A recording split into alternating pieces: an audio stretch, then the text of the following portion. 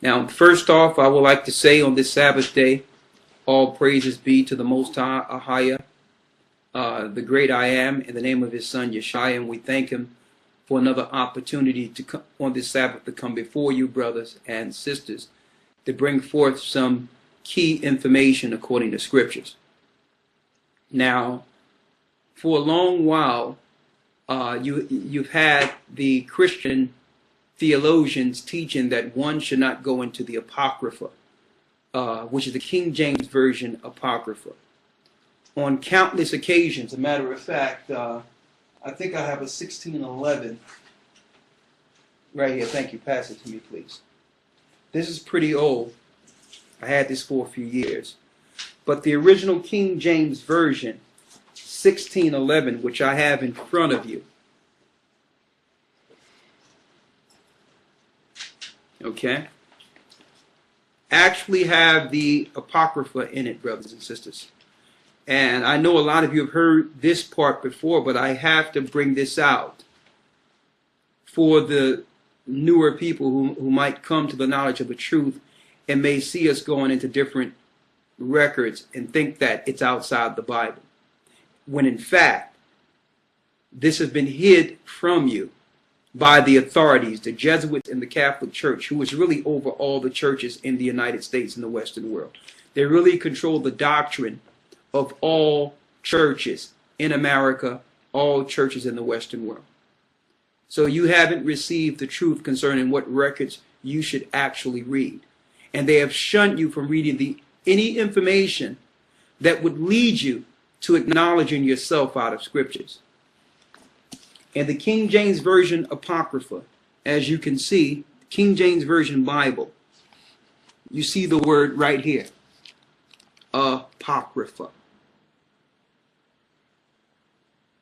So when going into the Apocrypha, we're not going into a different book. It belongs in the book. It was there when King James authorized the translation in 1611. But it was taken out. And the reason it was taken out is because the Roman Catholic Church, along with the powers that be, didn't want you as a people to identify yourself in the last days with the Holy Scriptures. There's information and key information that have you identify yourself. And also it identifies the lies that were told against you. There was an agenda against you that the Apocrypha speaks of. When I say you, I'm speaking of the children of Jacob, the children of Abraham, Isaac, and Jacob, the true biblical people. They knew it would come a time of awakening in the earth, so they needed to actually distort the truth and teach you false doctrine by first getting you out of the King James Version Bible altogether. Now, the majority of churches that I know, especially black churches, you will hardly find a King James Version Bible in there, let alone an Apocrypha. They've switched all the Bibles out to the NIV, the New International Version, which publishers, whose publishers are the same publishers that publish the Luciferian Bible. And they made you believe that the NIV was the better book based on the fact that it don't speak old Quaker English like the thous and the thees, and they claimed it would make it easier to understand, when in fact that is not the reason they switched out the King James Version Bible. They switched it out knowing that our people would begin to come back to the knowledge of the truth. You can't say that the thous and the thees and the yees and the old Quaker English was the problem when our grandfathers and great-great-grandmothers and those who came before us read the Bible the way it was, intact, and they were absolutely fine with it. So why did they switch it out? They wanted to take out any physical indication of the people. They wanted so that the people of the Bible would not be able to identify themselves in the Bible. They took out certain scriptures, like in the book of Matthew 18:11, where it says, "I come to save them which was lost." In certain scriptures, all through the Bible, they started taking scriptures out, but you would never recognize it. And on top of that, if they would take scriptures out of the regular Bible, then of course they would want to do away with the Apocrypha. Today we're going to show you undisputable proof that the Apocrypha belong in the Bible. And on top of that, we're going to show you one of the greatest secrets hid from the populations of the earth concerning what happens to the spirit once it leaves the body. And you would only get this. All Christians and all those who believe in the Bible would know this if they had the Apocrypha. They would understand it, because the scriptures in the Apocrypha leads us to the true understanding of what happens, that your body is eternal. And what they're telling you in secular education and other religions concerning reincarnation and all that cannot be true. A lot of you don't know this, but reincarnation came in from the Gentiles, that whole ideology, that you come back over and over with an opportunity to get it right. It's absolutely farce, and it's an absolute trickery through Satan. It's trickery. We learned that through the pagans. All right? And later on, our people began to believe this. A lot of you don't know this, but the Sadducees, which were a Jew sect during the time of Christ, believed in reincarnation. So that Gentile teaching eventually crept into our teachings through time. But at first, not so. But going back to the Apocrypha, why is it that when you go to your Christian pastor or go to someone who believes in the Bible, they'll say, well, the Apocrypha, we heard of that, but it's not scripturally sound because it's not spiritually, or what they call spiritually inspired. That's what they're told to tell the followers or their parishioners that comes to their church, that it's not spiritually inspired when it speaks of, it's not prophetic concerning Christ because it doesn't speak of Christ. When it absolutely do speak of Christ. It even speaks of him destroying the eagle in the second Esdras, him going against the Edomites at the very end, him weaving himself a mountain in Esdras and fighting in vengeance against those who have enslaved his people. It's all through the Apocrypha. But if they can make you believe from an authority vantage point that the Apocrypha have no valid points or have no validity concerning Christ, then you'll just ignore it altogether. But let me show you that you don't even have a complete Bible if you don't have an Apocrypha. It so happened that a lot of you don't have to grab the 1611 King James Version. If you have a regular King James Version, just a regular Bible, you can go out and buy yourself cheaply at a Barnes & Nobles or one of those stores or online the Apocrypha. You can buy these 14 books separate, which will give you a complete 1611 King James Version if you already have a King James Version. So you don't have to buy a 1611. You can have your regular King James Version and buy yourself an Apocrypha. And a matter of fact, this came from Cambridge University to prove to you that the universities know the truth concerning our people and know the truth concerning the Apocrypha. There's another version what you from got? Oxford University. Okay. Same thing right here. You see the end of the Old Testament, the book of Malachi. Flip over one page. The book's called the Apocrypha. And for those who have trouble reading the Old English, this is a good one. This is the regular KJV English Apocrypha. All right. So to add on to what you were stating. The water. So the information is out there. Now, those of high religious education understand what we're saying. But we're here to bring it down to the lowest term, to the layman, to the poor person, to the lowest person who would never have access to this information and know the importance of it. Why? Because the poor people are the next leaders of this earth. Okay? Let me tell you, it's almost impossible for a rich man to enter into the kingdom of heaven. So they'll make you think you need to chase this money and go after the prestige, and that is what gives you some type of renown and some type of fame within our society. They have made it backwards where a fool get fame, when really It's not even about the rich. And it's about you poor people. They didn't hide all this truth from the rich. They hid this information from the poor. They know that even Christ himself came out of very humble means. He came out of Nazareth, which was the ghetto of Israel. So they fear what might come from the lowest of the people. So we're here to make it easy to be understood on the lowest level so that you can get the truth concerning yourself and the truth concerning prophecies of this earth. That's the point. So that now, with this information, you can stand as one of God's children with the truth and do your part in this earth against the forces of darkness. So if one would like to ask us why we bring out this information, is it important? Why isn't we just teaching Christ or teaching Jesus? Listen, Christ is the truth. Everything is Christ. You understand? Yeshua says, I am the way, the truth, the life. No man cometh to the Father but by me. You shall know the truth, and the truth shall make you free. And what does that mean? If you're teaching truth, you are teaching Christ. You don't pigeonhole them into some type of doctrine that they have created to destroy you, like in the theologian seminary schools of Christian theology. So what we're telling you, what we're showing you, is being revealed through the Spirit of Christ.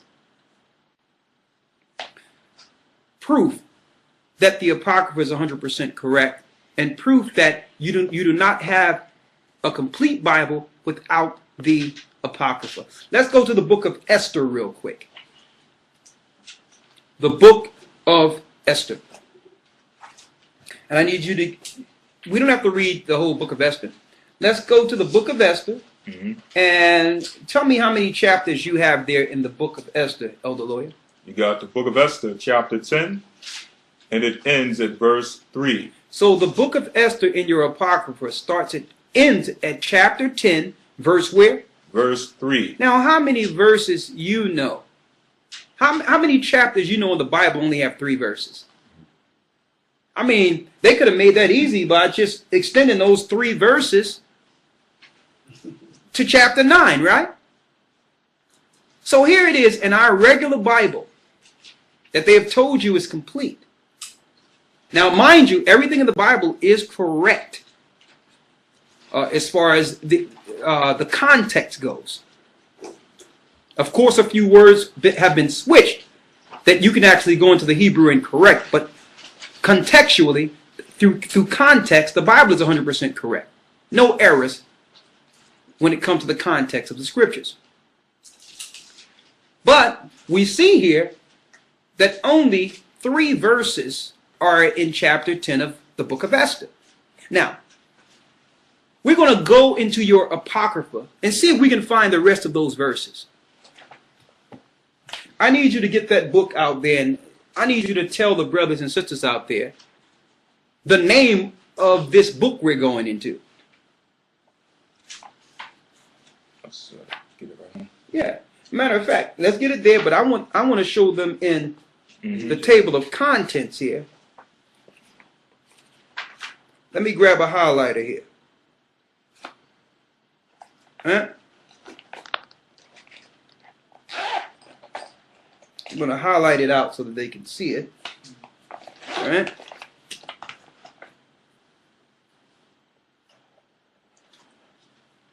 In your Apocrypha, brothers and sisters, you have the rest of Esther. See that? That's the rest of Esther. Now, I wonder if the rest of Esther is going to start with the first chapter of Esther. No? Go to the rest of Esther real quick. The title of the rest of Esther. It states the rest of the chapters of the book of Esther. Go ahead. Which are found neither in the Hebrew nor in the Chaldee. Part of the 10th chapter after the Greek. Hold up. Show them that real quick. Right? The rest of Esther is right there. And guess where the rest of Esther picks up? No, it don't pick up from the first chapter. It actually picks up from the 10th chapter and the 4th verse.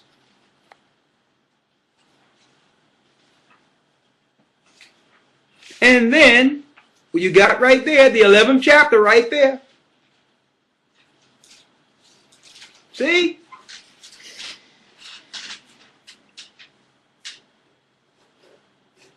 The rest of the chapters of the book of Esther.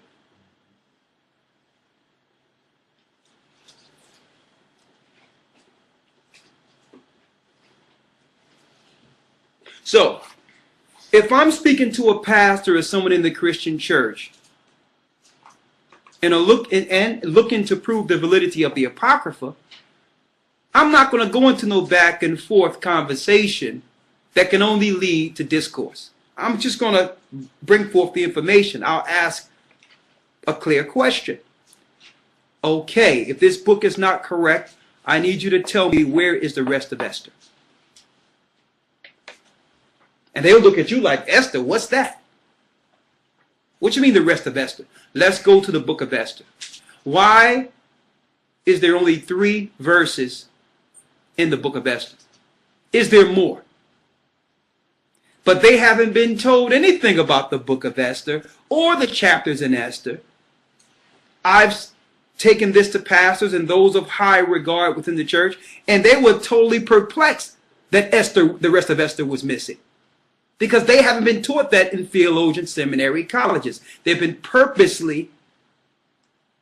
books have been purposely concealed from the leaders in modern day Christianity. So you don't even know about the rest of Esther. But in the book of the Apocrypha, if you would have gotten yourself a regular King James Version Bible, the rest of Esther would have been right there for you. See? Go to the 11th chapter, right there. So you don't have to argue this. You can bring forth the facts and say, well, listen, the Revelations tell you if you add or take anything away from the book, then what's going to happen?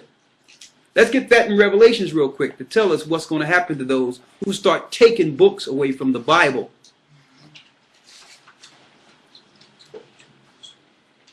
Revelations chapter 22, verse 8. Read. For I testify unto every man that heareth the words of the prophecy of this book, if any man shall add unto these things, the Most High shall add unto him the plagues that are written in this book. And you know that all these different religious Christian sects, which are harlots, daughters of harlots, of the harlot, the Jehovah Witnesses, on and on and on, have added and taken things away and created their own book. When they had no right. These people are not even Hebrews. They had no right to go into Hebrew records and say, well, this is what the people should see and this is why I'm doing it. What business is it of yours? Unless you're trying to conceal something. No one asked you to switch the words to make it easier for us to understand. Let the Holy Spirit work. Who are you? Read. Verse 19. And if any man shall take away from the words of the book of this prophecy. So if you take away from this book, the Most High shall take away his part out of the book of life. See that? And out of the holy city, and from the things that are written in this book. See, but those that are behind this conspiracy are Satanists. See? They're not looking for eternal life under Christ. They loathe and hate the Father. So they don't care anyway, because they believe under their Luciferian doctrine that Satan, their god Lucifer or Jabulon, is going to go back into space and take the throne of the Father and give them eternal life. So that's why they don't care, because they wasn't written in the book from the beginning. So are you going to follow them?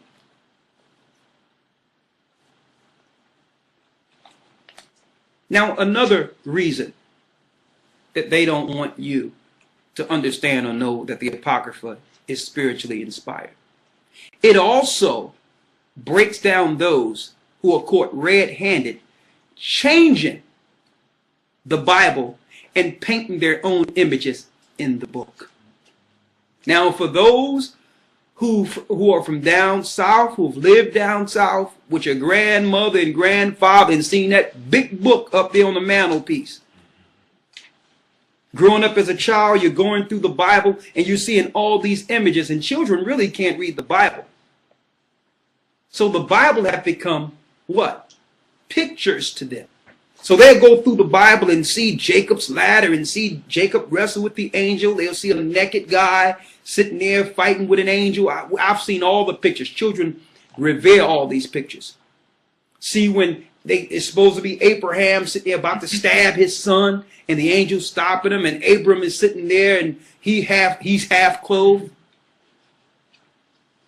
Then you go to the end and see the crown of thorns that was on who we believe to be Christ at that time.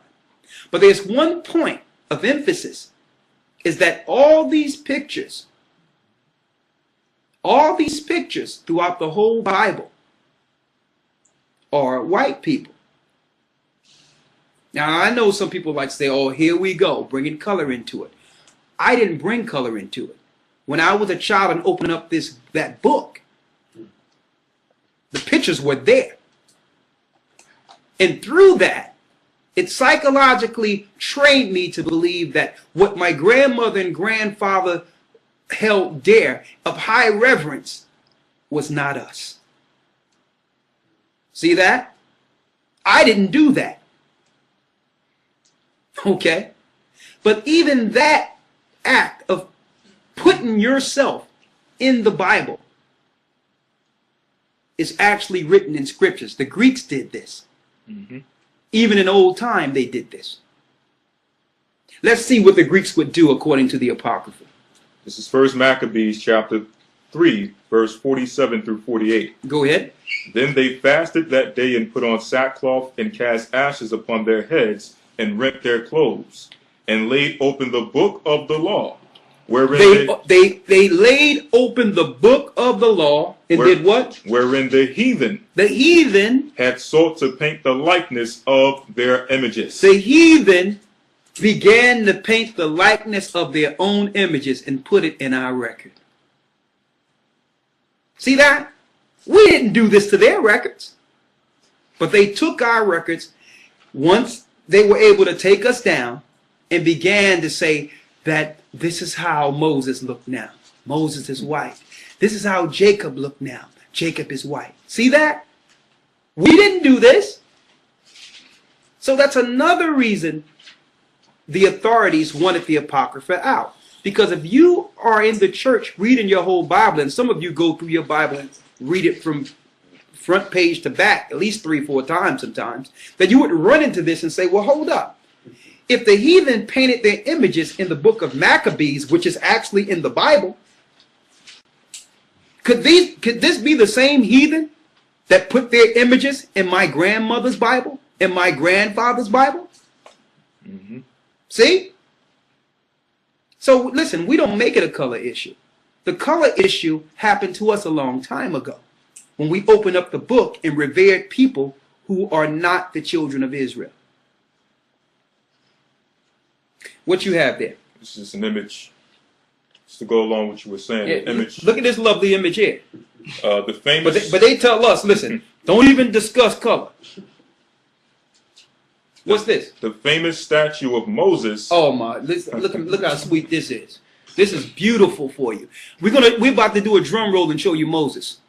The famous statue of Moses by Michelangelo. Michelangelo, which was a known pedophile and a nasty sodomite. In the Church of St. Peter of Rome. St. Peter, Rome. They're going to Moses for you. You notice he got horns coming out. Look at his horns. This is actually a statue of Zeus. See? Statue of Zeus with 2 horns. They say it's Moses. But if you bring this out, even though they have put these pictures up, you can pass around everyone's ear. They have placed these pictures up. If I point this out, that makes me racist. Now, what's wrong with this society in which you can't even bring truth unless someone bring race in? When really, we're not the culprits. We're not the ones that did this. We're just explaining to you that if these people have lied and put their images in our records, then okay, let's exclude their images and say, well, okay, if these are not the people, who are the real people? Let's not even talk about them. Let's now do some fact finding and say, and say, well, if they would go through all these great lengths to psychologically manipulate the poor and manipulate the people, let's ignore their pictures now and find out who the real people are. Because obviously someone is lying here. And see, Christ is about truth. You see that? It is deep that now we look at it, now I understand that all through society and through media, now I understand how when they portray us in infamy. Just like the guy they so-called drugged up this weekend and claimed Alexis. What black person going to name their child Alexis? That lets you know something is wrong. This guy they claim did something on a naval base. It seems like they have us looking into the information in scriptures to see themselves and revere them as high regard. But in the media, we're some crazed out people running around doing things that's not right. That's how we're portrayed. All right? But getting back to the point here, because we're going to deal with that a little later. In the Apocrypha, out of your King James Version Bible, it tell you the people who would do it. That the heathen, they mean these people are not even Israelites, would paint their pictures and put it into our books. Now the picture I showed you, that's not far from what you would understand. Why? Because you've seen these pictures before in your mother and your grandmother's book. And didn't even notice that these people are not even wearing Hebrew garb. Exactly. They're all dressed like Romans and Greeks. But that's what you can do to a sheltered society. And that's what you can do to slaves. And when I say slaves, I'm not just talking about black people. In order for them to perpetuate this lie, they had to lie to their own people. Okay? Wisdom of Solomon. Wisdom of Solomon 14, verse 8. Now, mind you, we didn't even get into the deep secrets yet. This is just minimal what we've discussed up until this point. We didn't even get into the deep secrets that we're about to reveal today. Read it. Wisdom of Solomon 14 and 8. Go ahead. But that which is made with hands is cursed, as well as it. That which is made with hands is cursed. Now, what is the Most High speaking of here? In Wisdom of Solomon, it's speaking of idolatry. That means you make something with your hands, fashion it with your hands, and pray to it. So it's cursed, according to the scriptures. So that's wrong to have any color, let alone praying to white people. Any color or image you shouldn't put to bow down to. That's what the scriptures tell you. That's what the law tells us in Exodus, the 20th chapter. Okay? But when you go to your church, when you grew up with your mother, your father, you've seen that image on the wall, and that image was held in high regard. Your mother dusting it off, making sure it's shining and making sure it's looking good. And she got Mahalia Jackson on with the gospel music playing. So that made you believe that this is something sacred. So when you did something bad, or, you would go and you would bow to this person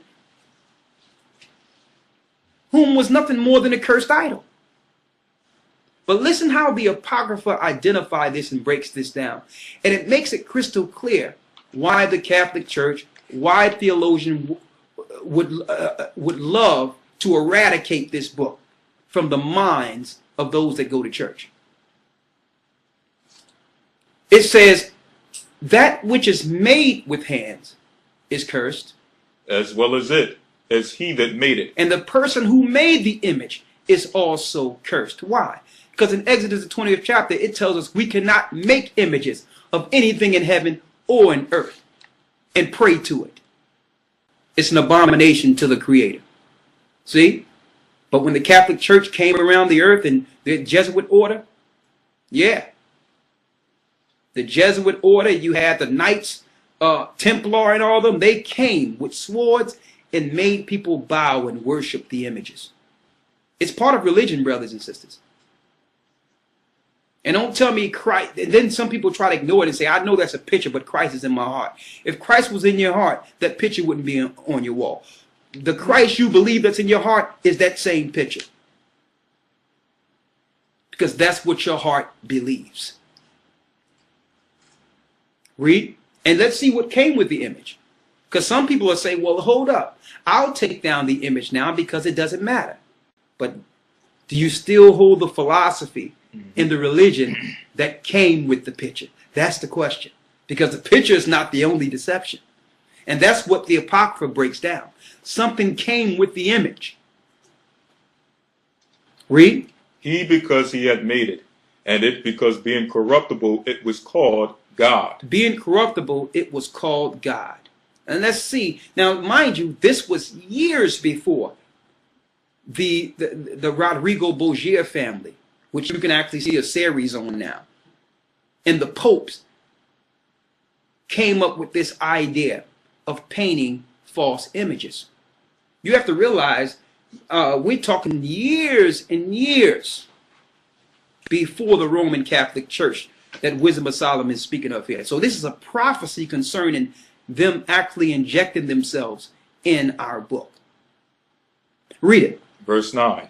For the ungodly and his ungodliness are both alike hateful unto the Most High. Read. For that which is made shall be punished together with him that made it. So the people that are promoting these images will be punished. And the image will be punished. Read. Therefore, even upon the idols of the Gentiles shall there be a visitation. On the idols of the heathen there shall be a visitation. Read. Because in the creature of the Most High they are become an abomination. Read. And stumbling blocks to the souls of men. They have become a stumbling block to God's people. And a snare to the feet of the unwise. That means people who are not that learned, and usually that's what happens to slaves. You can only get the education given to you by those who've enslaved you. So you're not that wise concerning this particular history. It became a snare to you. Why? You have many people out there with all these issues and problems that need the Bible. They need the book. The book is the only answer. Not your pills, not your psychiatrists, not your doctors, not Oprah, not Dr. Phil. The Bible is the answer. But you have so many people that now will not even go into the Bible because they believe the book is not theirs. Based on them, the heathen, placing their images in the book. They'll just ignore all this wealth of information out of the Bible strictly as a revolt against white people. See that? So that became a snare to them. I know some people are spiritual enough to get over what they've done. But others are not. Others will look at it and say, well, if these are the same people that delivered me the Bible and did all these things to me, I don't want the Bible either. See? Because they've been taught that the Bible don't belong to them. See? And all the wealth of information, especially prophecy, is now being ignored. And we're living in an earth of unholiness, an earth of total sin. Read. Verse 12. For the devising of idols was the beginning of spiritual fornication. So the devising of idols was the beginning of spiritual fornication. And guess what? You can't go into a Catholic church without tripping over one. They're everywhere, even outside. You're not supposed to have the dead with the living. No, as soon as you go to a Catholic church, you see a cemetery. You see dead people buried right in front of the church. Who want to walk in there? You're not supposed to have the dead with the living. That's an abomination in itself. That's the worship of the dead. So when you're lighting a candle to this saint or that saint, some of these people who have died in the church, whom the Catholic Church calls saints, are buried in that same church you're praying to. Read. And the invention of them, the corruption of life. Verse 13. Now it's going to go into the story now.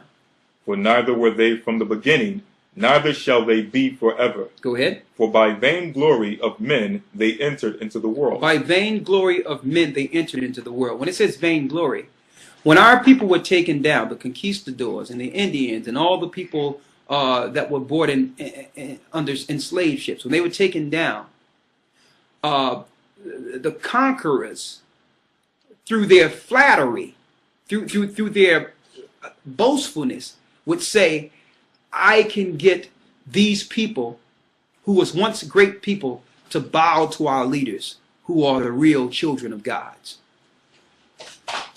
So they would take down those of Sadducee, or those of ancient understanding within every tribe, and they would set up their own selves as gods in reverence to the king.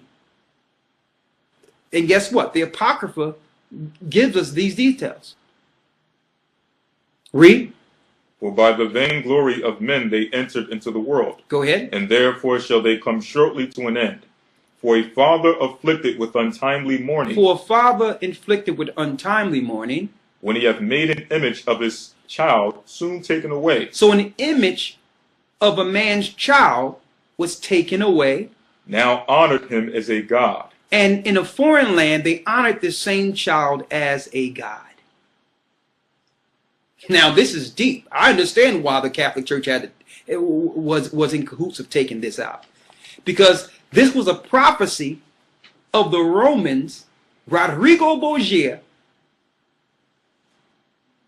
okay, the sixth Pope of Rome, having his son, Cesar Borgia, taken to a foreign land and be reverenced as Jesus. That's your white image. See? Now, Cesar Borgia wasn't even a good guy. He was a triptych of poisoners. The Rodrigo Borgia is where you get the original family from the movie. That's where they get the base narrative from the movie The Godfather. Mm-hmm. He killed off all his enemies through poison to gain the throne. And this son, who was known as an evil man in Rome, was reverenced as a god to slaves. They even show that in the video game Assassin's Creed. Okay. Well, they say it's even in the video game Assassin's Creed that the Borgia family were murderous, Satanists, and the same evil people that took over the New World. Listen, as a compliment to the satanic people who took over the slaves, as a compliment to them, they said, well, we're going to have your son worshipped as a god in this new land. And that's where you get your Jesus is God from. Because when your child see that picture of Cesar, they're looking at their God. See? Now the Apocrypha breaks it. Listen what the Apocrypha tells us. There's no way you can read this in the church if this was part of your Bible and not identify with the images on your wall. So they say, well, listen, the slaves are waking up. We need to take this book out. And in 1928, they said, you know what? We're not going to need this anymore. The slaves are waking up. So when they get a Bible, by the time they realize what's going on with them, we're going to have them out of the Bible altogether. And a matter of fact, we're going to make them believe that God don't even exist. But let's first make sure we take this out because we're caught red-handed. We're caught red-handed being idolaters and putting up Cesar Borgia. What verse you left off at there? Verse 15. Verse 15, read. For a father afflicted with untimely mourning. That was a prophecy of Rodrigo Borgia. Listen, over probably 1,000 years before Rodrigo Borgia was born, this was written. Read. When he had made an image of his child soon taken away. He made an image of his son, Cesar Borgia. Now honored him as a god. Now everyone in the Western world who was enslaved, the North American Indians, our people who knew the truth concerning the origin of people before our foreparents were enslaved. So they would kill the ancient and teach the children these lies. They would teach the children to reverence them as gods. Cut them off from their culture and give them a new culture. And listen, It's no surprise now that the whole game of terrorism that they're planning and have created have now been aimed towards us. They know we're waking up. So they need a reason to engage us now that the Most High have revealed the truth. So they're going to just make up the net. It wasn't about Bin Laden, brothers and sisters. It was about you the whole time. Now you see the new face of terrorism, right? Because you're no more good to them. Awaken. So they'll take some child they have programmed that they took from their family a long time ago, dope them up, make them an MK Ultra project, and just set them loose. Then kill them and give you the new face of terrorism. All right? Because they know you're waking up. You are not susceptible to the lies anymore. You're starting to find out that you're the children of Jacob. And you're pulling away from this satanic system. You're pulling away from the hand that fed you, the beast. And they can't stand it. So now they're coming after you. Jacob's trouble. We're going there in a moment. Read. Which was then a dead man. He was a dead man over in Europe. And delivered to those that were under him ceremonies and sacrifices. So it's deeper than the image, because not only did you get that false image, you also got Christmas. You also got Easter. You also got Sunday Mass. You got all these different ceremonies and sacrifices that had nothing to do with the Bible. Christ was not born on December 25th. That's the worship of Tammuz, the virgin child of Semiramis, or what they would call the reincarnation of Nimrod, that they celebrate every Saturnalia. And we know that Saturn is another name for Satan. That's why they do it during the dead of winter. Have nothing to do with Christ at all. So they delivered those things to you, the same people who delivered you the false image. Now, does this make you racist for saying this? For actually speaking the truth? Think about this. And on the flip side of this, why would they go through so great of lengths to hide this from the masses? That means the people whom they're hiding this from are highly important. They must be highly important. Read. Verse 16. Thus in process of time. Through process of time, that means as years went on. An untimely custom or an ungodly custom grown strong was kept as a law. Now this ungodly custom, which was sinful, is now part of tradition now. The culture through time, the American culture and the Western world culture believes that this is righteous. Every Christmas when the family get together, every Easter, going to church on Sundays, when really it's unlawful and it's sinful. It was evil from its inception. But through tradition, because they sensationalize these satanic days, you believe it's part of your actual being. You believe you're not even worshiping God if you don't follow them. See? They did this through time. Let me tell you, the adversary is very patient. Read. Thus in process of time. Through process of time. An ungodly custom grown strong was kept as a law. Now this custom was kept as a law. Read. Engraven images were worshipped by the commandments of kings. And with this came graven images. I know what, guess what?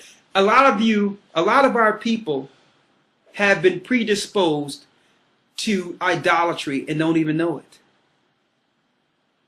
There's nothing for our people to go to some type of store and get what you would call a knick-knack. Little thing to put on your counter, or get a mask that you got, an African mask that you got and think is culturally sound. I remember growing up and your mother would sit there and have some type of thing on a coffee table with an egg in it. Shape of an egg. It was like a marble egg or a gold egg. It looked like some type of centerpiece. So it's so inbred in our society that we go out and get little things and put on our shelves and don't even realize That's an act of idolatry. Because we're ignorant to history, you don't know that jinns, demons, sorcerers, all of them be praying different spirits into these different idols you be buying and taking home.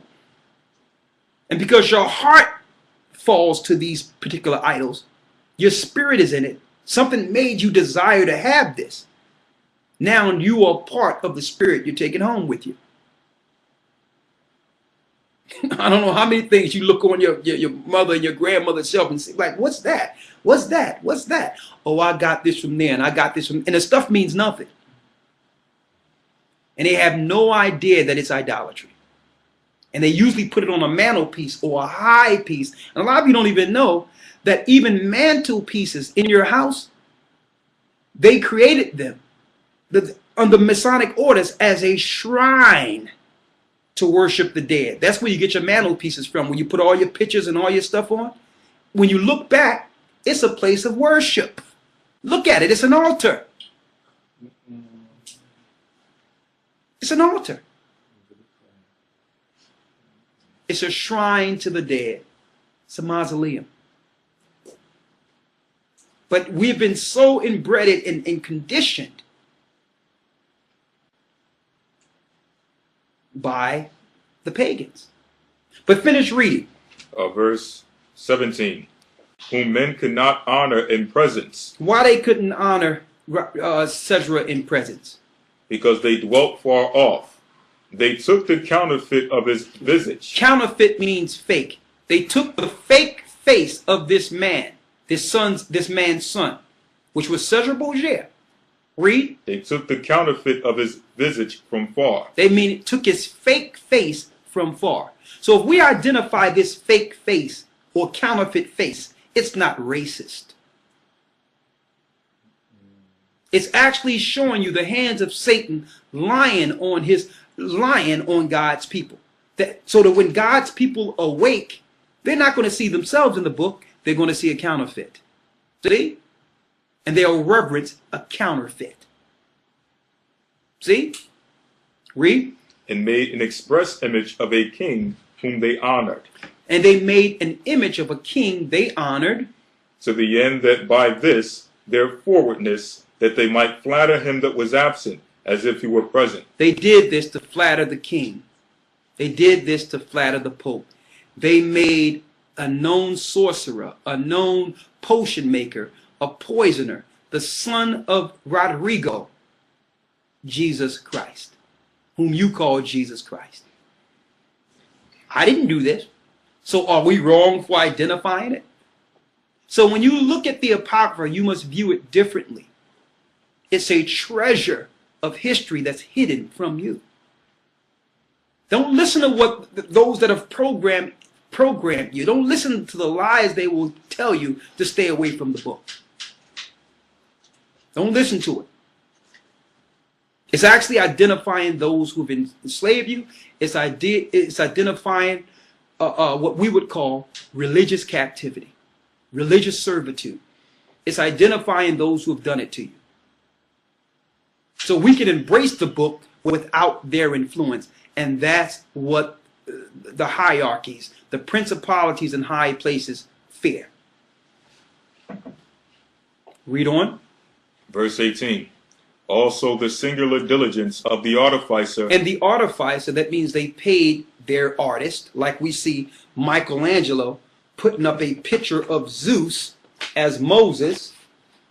Also the singular diligence of the artificer did help to set forward the ignorant to more superstition. So they had to make the false images so that they can actually do what? Read that part again. To set forward the ignorant. To set forth the ignorant. To more superstition. To more superstitions. They needed the pictures to enforce their lie. Because back then you didn't have movies. You didn't have films like Cecil B. DeMille's 10 Commandments. So back then they had art. They needed art to solidify the lie. Man, the Apocrypha breaks this down. It breaks it down in its totality, right? Read. Verse 19. For he peradventure, willing to please one in authority, forced all his skill to make the resemblance of the best fashion. So they paid these artists top dollars doing what this earth history calls the Renaissance. Renaissance means rebirth. So if you were always in charge and always in position, why did you need a rebirth? Because we know that the true Jews, people of color, ruled during what they call the quote-unquote Dark Ages of Europe.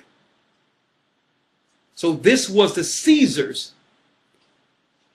in a rebirth, bringing themselves back into power.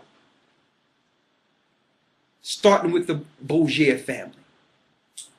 Then they began to, after they seized power of Rome, they began to paint all the artists to influence the New World, to worship Europeans as God. And guess what?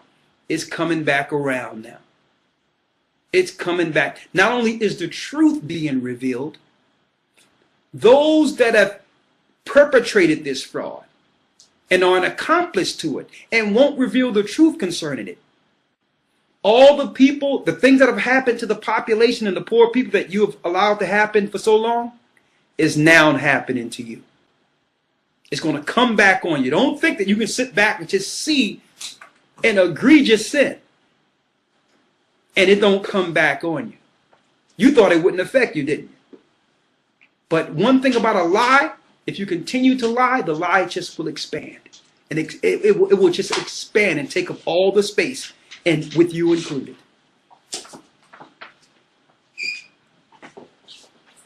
So that's the time we're in now. To where the system and the people under Satan, they can't lie anymore.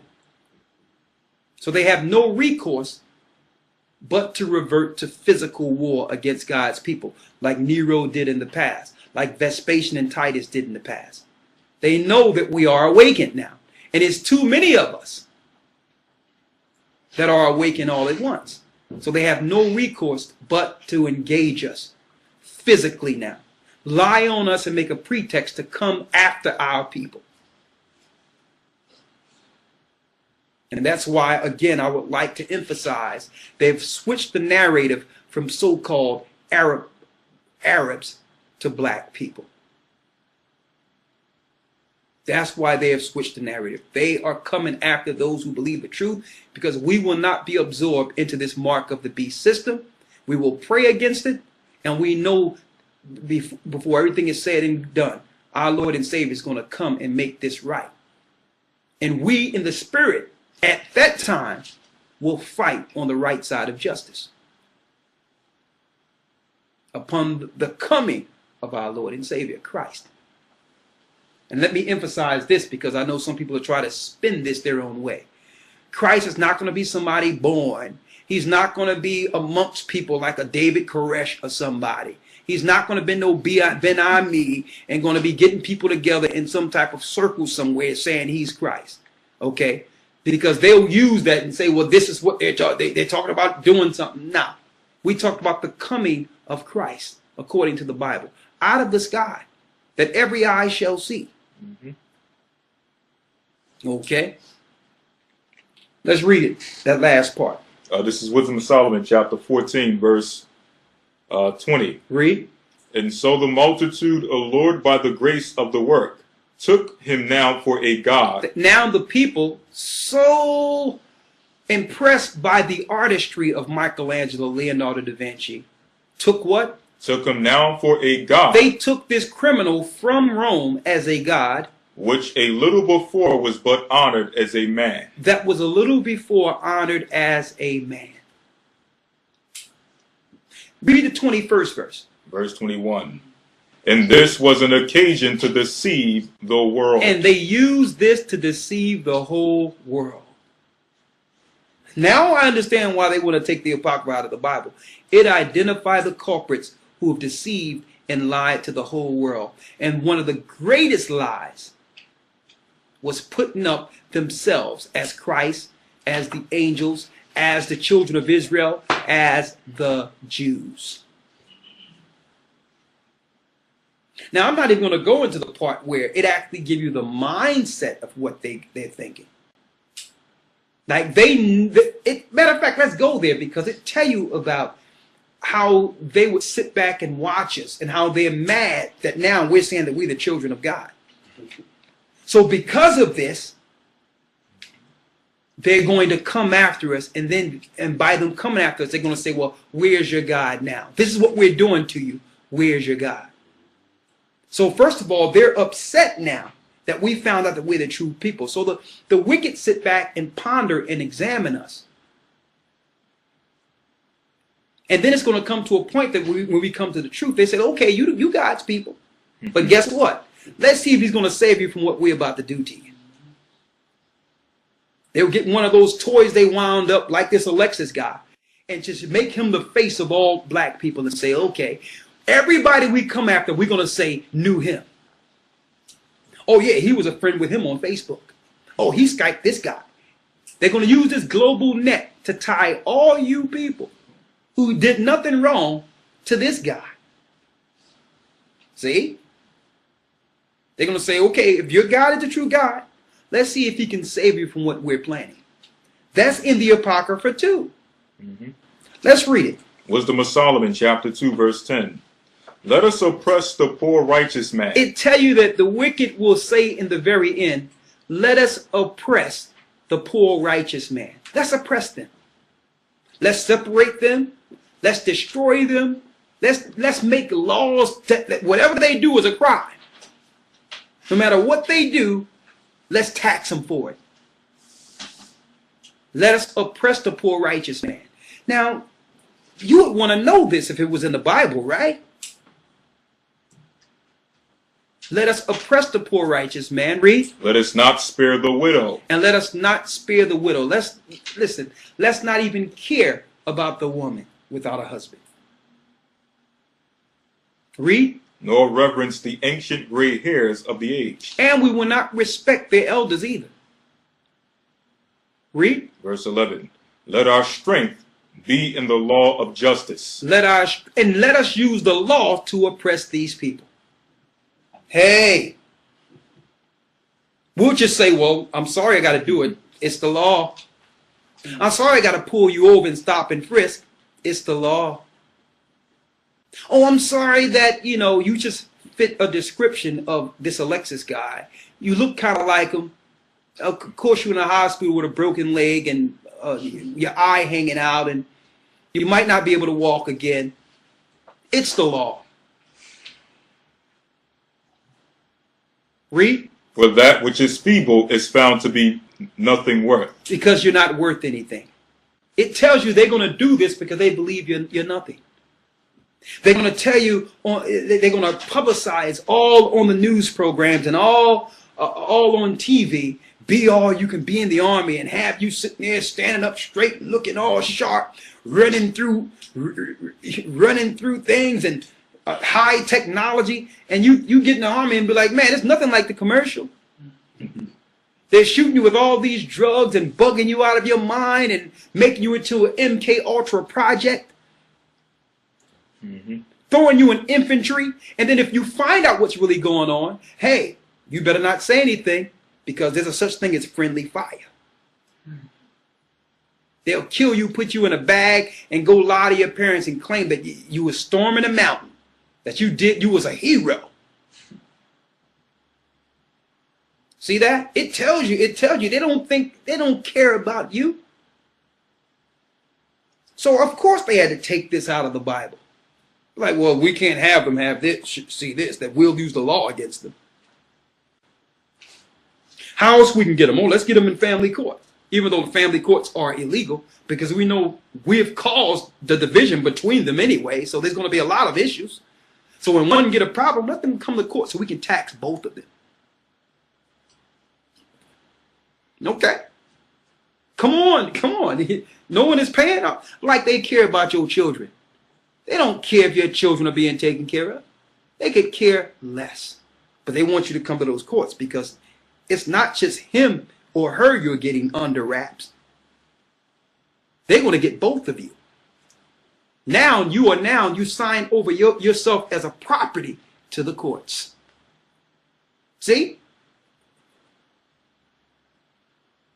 Read. Verse 12. Therefore let us lie in wait for the righteous. They say, you know what? We'll lie in wait for you.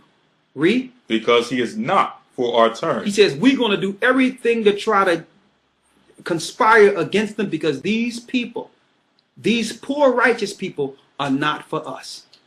They loathe the American dream. They're not caught up in the deception, the satanic prosperity deception.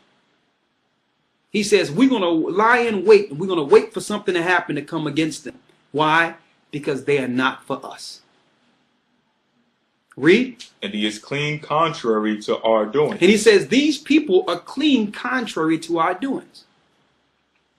They go into this Bible and look at the law and say, you're not supposed to do these things that we glorify.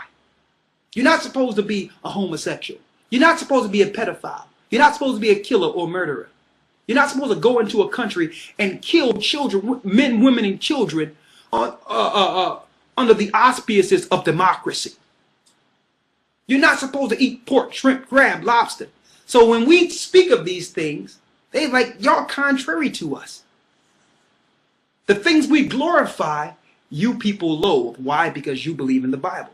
So we must teach your children that the Bible is just a book that was written by men, that it really have no validity whatsoever. See? Read. He upbraideth us with our offending the law. That's how you know it's speaking about us. They are mad that we upbraided them. We try to correct them of how they offend the laws of Moses. What are you doing worshiping on a Sunday? That's not the Sabbath. Why are you worshiping the sun god? Because that's what the Babylonians did on a Sunday. That's what the Romans did on a Sunday. And ironically, with no coincidence, these are the same people that gave you your churches, that have set up your churches. Sun worshipers. See? So they are upset with us because we went to the Bible and say, well, you're not supposed to do this. You're not supposed to do that.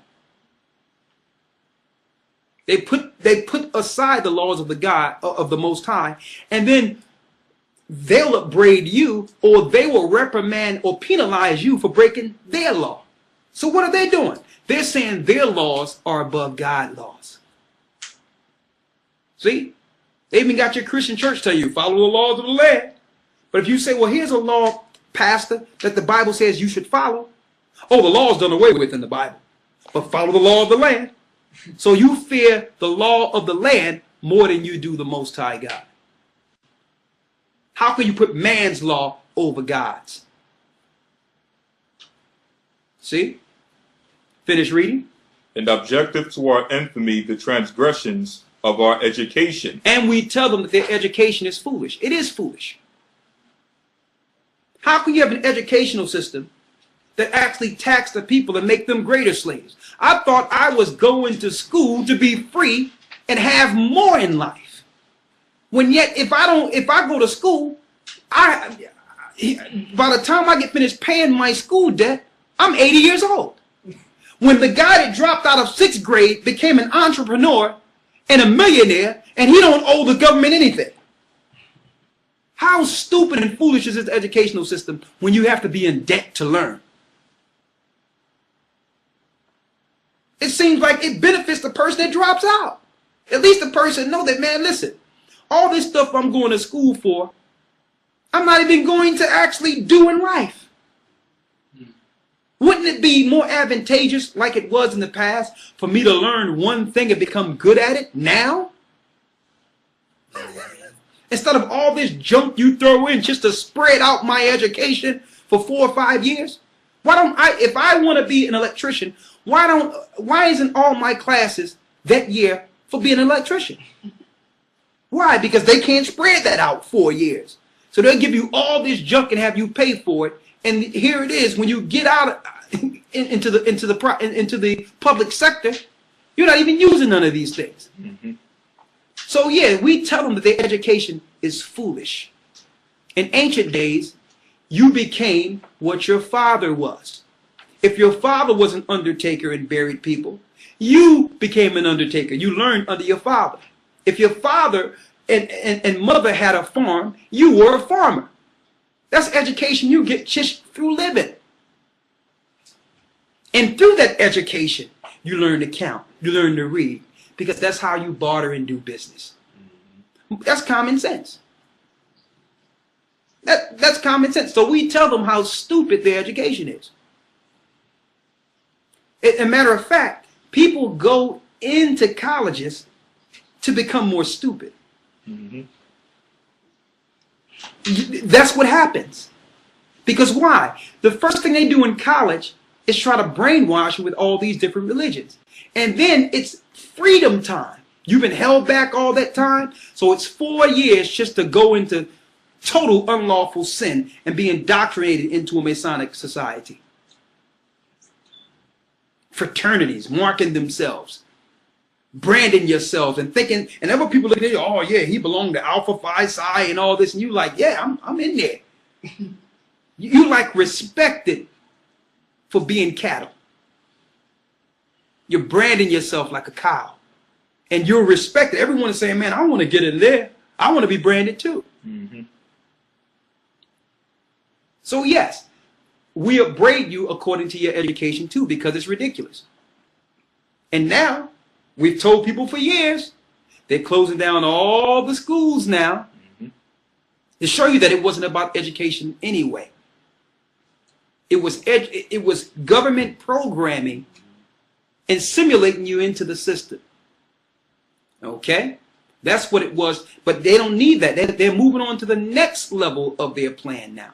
Those same institutions that used to be schools will soon be detention. Yes. Detention centers. And on top of that, they're going to have these centers be preparation centers for the fusion centers they have. So you wonder why they're shutting down the schools? It have nothing to do with funding. They can print money out of thin air. Okay? If they wanted the schools there, you would have the schools. So don't lie about the funding. They have no need for that because there's no jobs for you to get in the future anyway. They've moved all your jobs out to the other countries. So what are they going to do with all this facade you call education? All these people who are aspiring to be something to make the country great, when the country will soon be broken up. Okay, now they're moving money into the what? The army sector. The security sector. From all these people that will be a product of civil unrest. That's where they're moving the money at now, knowing that there is no jobs. There is no future. So now they must move it into what? Extermination, detention, and eventually slavery of the whole planet leading to the mark of the beast. That's where we're going. So yes, they're closing down the schools. The schools are nothing. They're moving it into the next sector now. But it tells you in the Wisdom of Solomon that we would actually upbraid them according to their education. We would tell them how ridiculous their educational system is. Why? How is it I'm so educated? When you ask me a question concerning my family and where I come from, and I'm looking at you with a blank stare. How smart am I if I don't even know who I am? Anyone can learn how to work on an assembly line, or how to change a car belt, or to do this or do that, or pump gas. Anybody can learn that through repetition. That's not smart. But how many people out there learn the truth concerning themselves and the system they were born in? So education is not education at all. It's total foolishness. So they're mad because we say that. It tell you that in Wisdom of Solomon. They get upset because we tell them how foolish their education is. Read. 13. Now, let's make this clear, because some people out there try to take what we say out of context and not really get the idea of what we're saying. Are we saying that if you are in school, you should drop out? Absolutely no. Because what you do with the knowledge the Most High gives you, you can use that education if you have the knowledge of the Most High. That's the key. That's the key. So we're not saying, some people out there, you young people, you might be in school, say, well, listen, it's time for me to drop out. Ain't no good. We're not saying that. Because Luke was a Theophilus.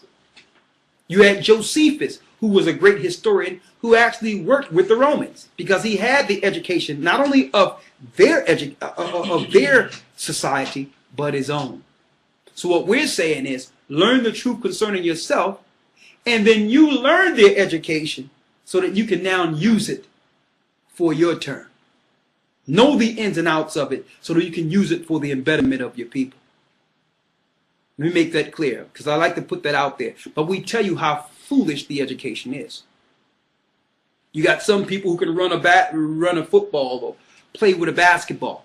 You get free education, of course, because you're making the university billions of dollars. Like, listen, I'll tell you what. I'll pay for my own education. And why don't you pay me for me running up and down this court? Because that's where y'all making y'all real money at.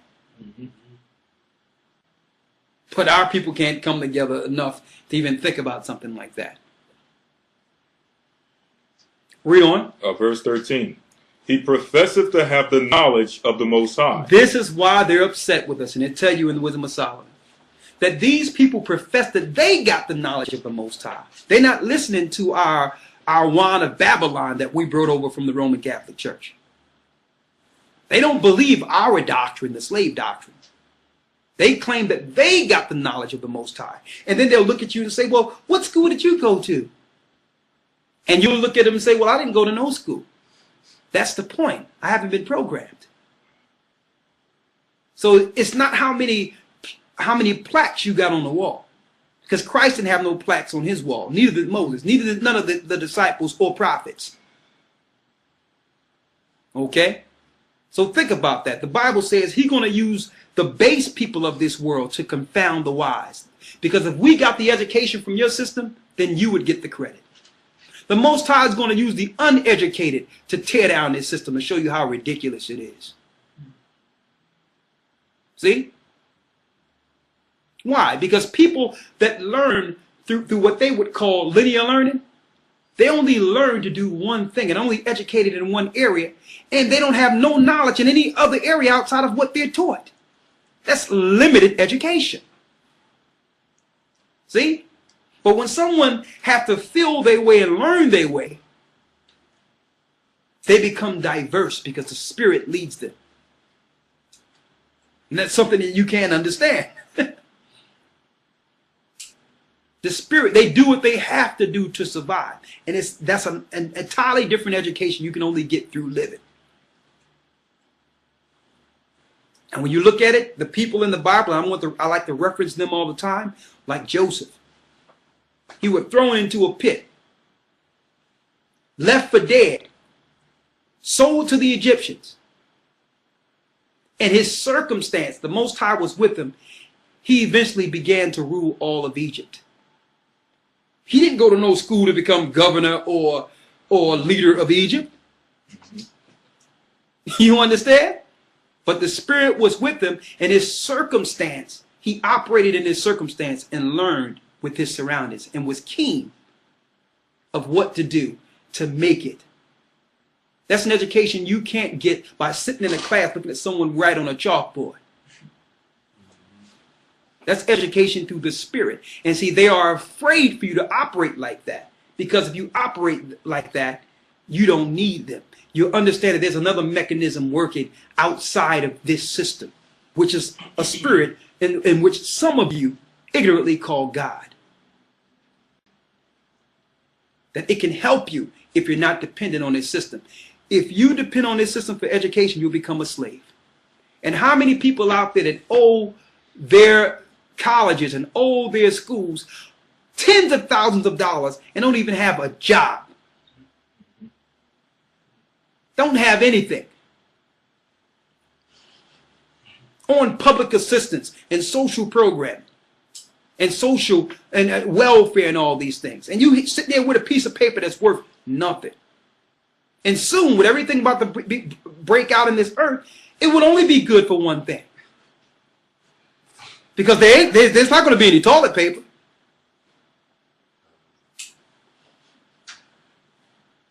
Finish reading what we have here. Verse 13. He professeth to have the knowledge of the Most High, Go ahead. and he calleth himself the child of the Most High. This is what they're mad of in the Apocrypha. It tells us they are mad because these people not only profess to have the knowledge of the Most High, they what? He calleth himself the child of the Most High. He calleth himself a child of the Most High. The children of the Most High in the Bible are Israelites. They're God's people. I found out now that certain times our brothers go to certain places, they be in question. Are you an Israelite? Or do you believe that you're a child of Jacob? You believe that you're from the children of Israel? Why would they ask these questions now?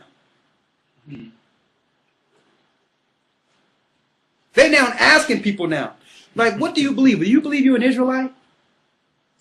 Why would they ask these questions? Brothers and sisters are being questioned with this now. Why? As long as you believe that you were black, African American, or any other misnomer or whatever you called yourselves, everything was fine, wasn't it? Now, listen, I wouldn't be surprised. I'm going to put it out there now. Now, let's document it. And I need y'all to save these and date these so that we can pull these out at a later date. It won't be too long before one of these so-called wound-up nut jobs that they'll create themselves. Because as far as we know, this Alexis guy don't even exist. As far as we know, he did nothing. That was a staged situation in a closed setting. So they can put any narrative they want on that. Mm-hmm.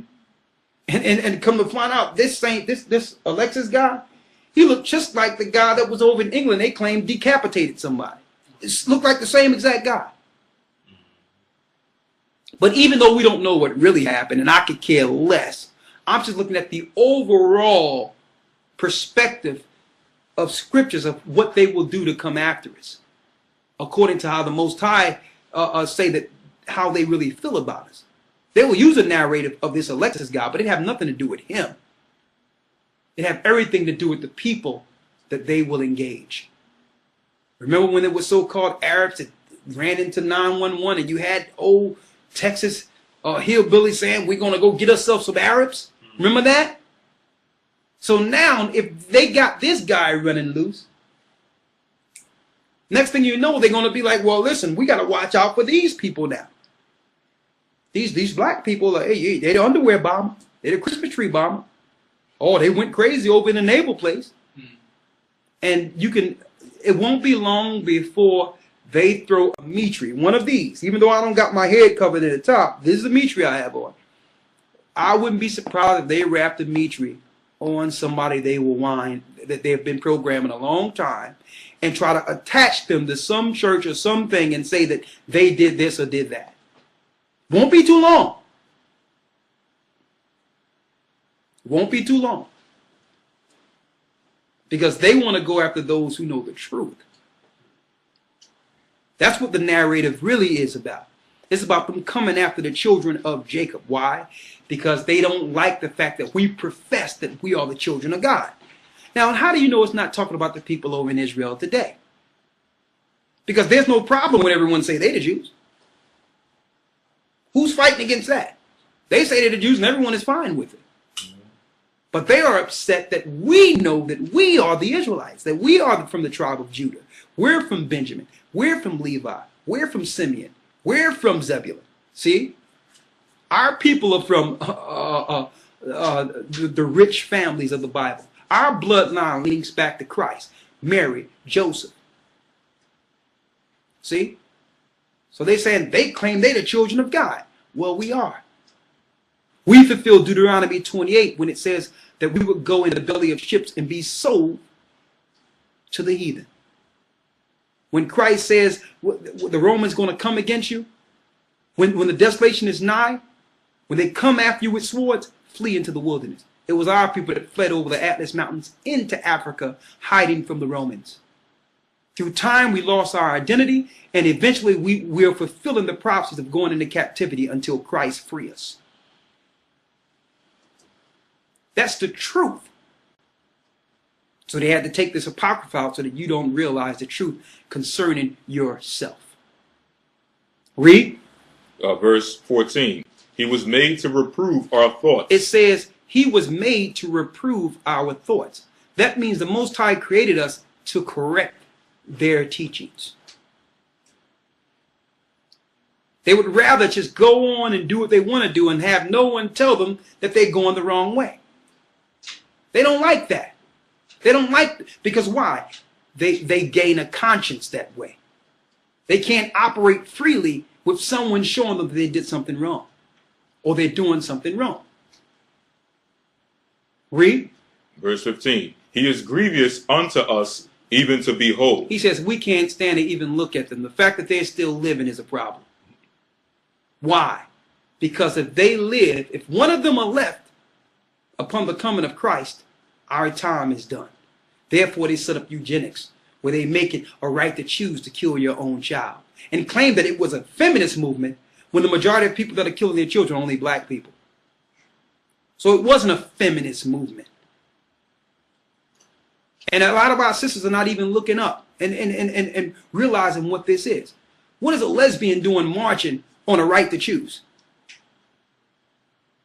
Okay, a lot of them are together, don't even have a man, don't even have children. Why are they marching with women saying she should have a right to choose? Because she's a reprobate.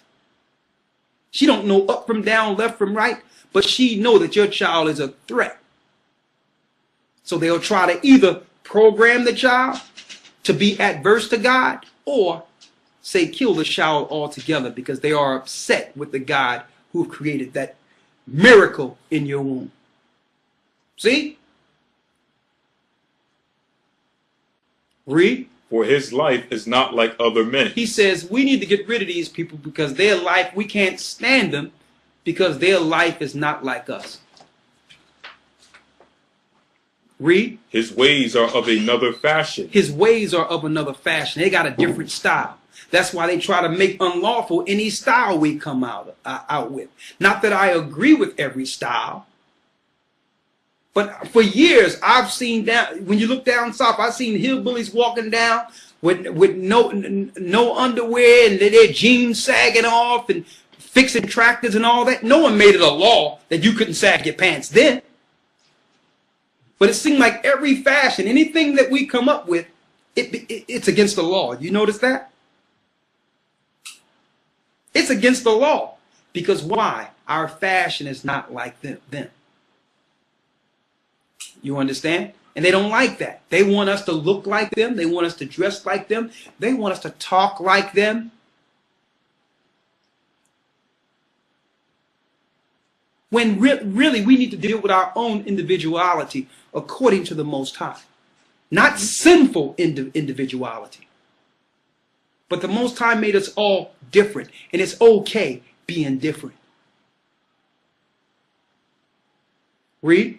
We are esteemed of him as counterfeits. Hold up. We are esteemed of him as what? We are esteemed of him as counterfeits. It says they are mad because we claim that they are counterfeits.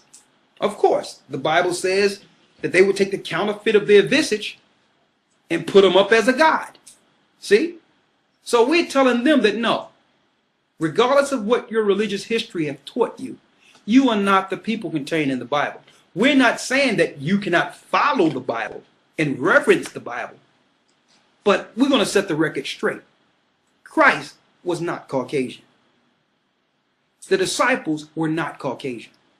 They were not, and then they try to skew the line by claiming, well, they were Middle Eastern. Well, do you know that once we lived in the East? So they're going to now use geographical location as if we don't know that we didn't begin in America. And then you'd be like, yeah, the Middle East, that's pretty far. That can't be us. Knock, knock, knock, knock, knock, wake up. Where were you before you were in Africa? Okay. So when they say the Middle East, I'm like, yeah, that's fine. One of my forefathers, one of my brethren, Moses, he was from there. Our father Abraham, Middle East. So I agree with that Middle Eastern thing. But we're not Ishmael. We're Shem. See? Set the record straight. Now that we set the record straight, these have a problem with that particular understanding. They'd rather us say, well, it doesn't matter, God made all people. How ignorant of a statement is that? How ignorant of a statement, it doesn't matter. The topic is not how many people God made. That's not, you done shift the conversation. The question is, who pertains to the prophecies concerned in the book? That's the question.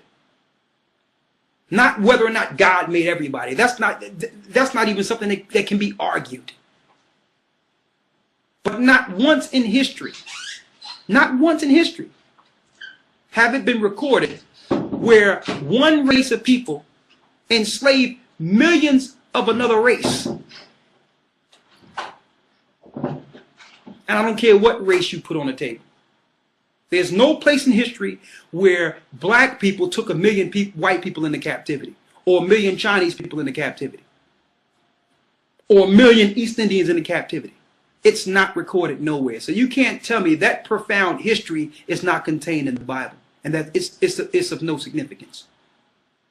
That's the first time in history that millions of people were enslaved by another race. That's Deuteronomy, the 28th chapter. So that is important. Why? Because these people must come back to the Creator. These people, believe it or not, are the next leaders of this earth. And that's not boasting, it's the truth. Every nation have their time to rule. And ironically, the people who receive the law, statutes, and commandments through their downfall have not received their turn. And the Most High is righteous. He gave the earth to the Romans for a time. He gave it to the Greeks for a time, the Persians, the Babylonians. Every other nation on earth had their time to rule. And they know that the people who have enslaved through all those captivities who were enslaved, time is next. They understand this.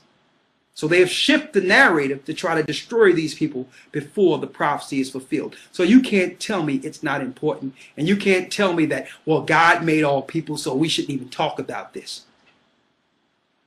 There's a reckoning in the earth. With all the wars and the destruction of the earth, one empire is going down and another is rising right before your eyes. And it cannot be taken down by taking down a group. You understand? Because there is no group. Okay? There is no personal group. It's the seed of Abraham, Isaac, and Jacob that transcends what group you are gathering with. They cannot destroy that. We are scattered throughout the four corners of the earth. Finish reading. We are esteemed of him as counterfeits. It says these same people that are reading this book are calling us counterfeits. And that's why they took this out of the Bible. They don't want you to read this. Read. He abstaineth from our ways as from filthiness. And he abstaineth from our ways as filthiness. We do. We go into a restaurant and see them put some pork bacon, I'm just using it on a low degree, or some ham on the grill, and they think they can just throw what we want to eat right after that. And we like, excuse me, we need you to clean that grill. A matter of fact, I'm going to be back in an hour. And I want you to clean that grill. Or they'll sit there and have your food right next to some pork juice. No, we don't do that. But they'll look at us like, what? It's only grease. No, it's pork. Not only are we supposed to abstain from this abomination, it's against the law for our people to even touch it. Now that's royal. That's regal. That's a high people. We can't even be in the same room with a dead pig, let alone eat it. So they look at that and say, well, you think you're better than us? No, we don't think we're better than you. There's laws concerning what to do with these animals. And that animal is waste and disease. The Most High put the animal to eat the diseases before it gets to me. So if the carcass die and you open it up, what happens? The diseases contaminates mankind. So the Most High told us not to touch it. It's infested with worms. That's common sense. But they call it the other white meat. And I know farmers are so upset with those who know their Hebrew. And then on the other hand, you speak to a rabbi and ask him, well, is a pig unlawful? Well, we don't believe it that way. We deal with the Talmud. And only if you're kosher, dealing with a certain time of being kosher. So you mean to tell me this week you can say you're not kosher and eat pork? That's what you're telling me? Well, it's not really that way, but kind of like that way. See, that's a confusion concerning them. They claim they're the Jews, but when you put the law on the table, they make an excuse to break it. Saying, well, if it's not kosher, if you're not a certain type of Jew, you can eat pork. What type of madness is that? Where is that in the law of Moses? They'll tell you, well, it's not in the Moses. Aha.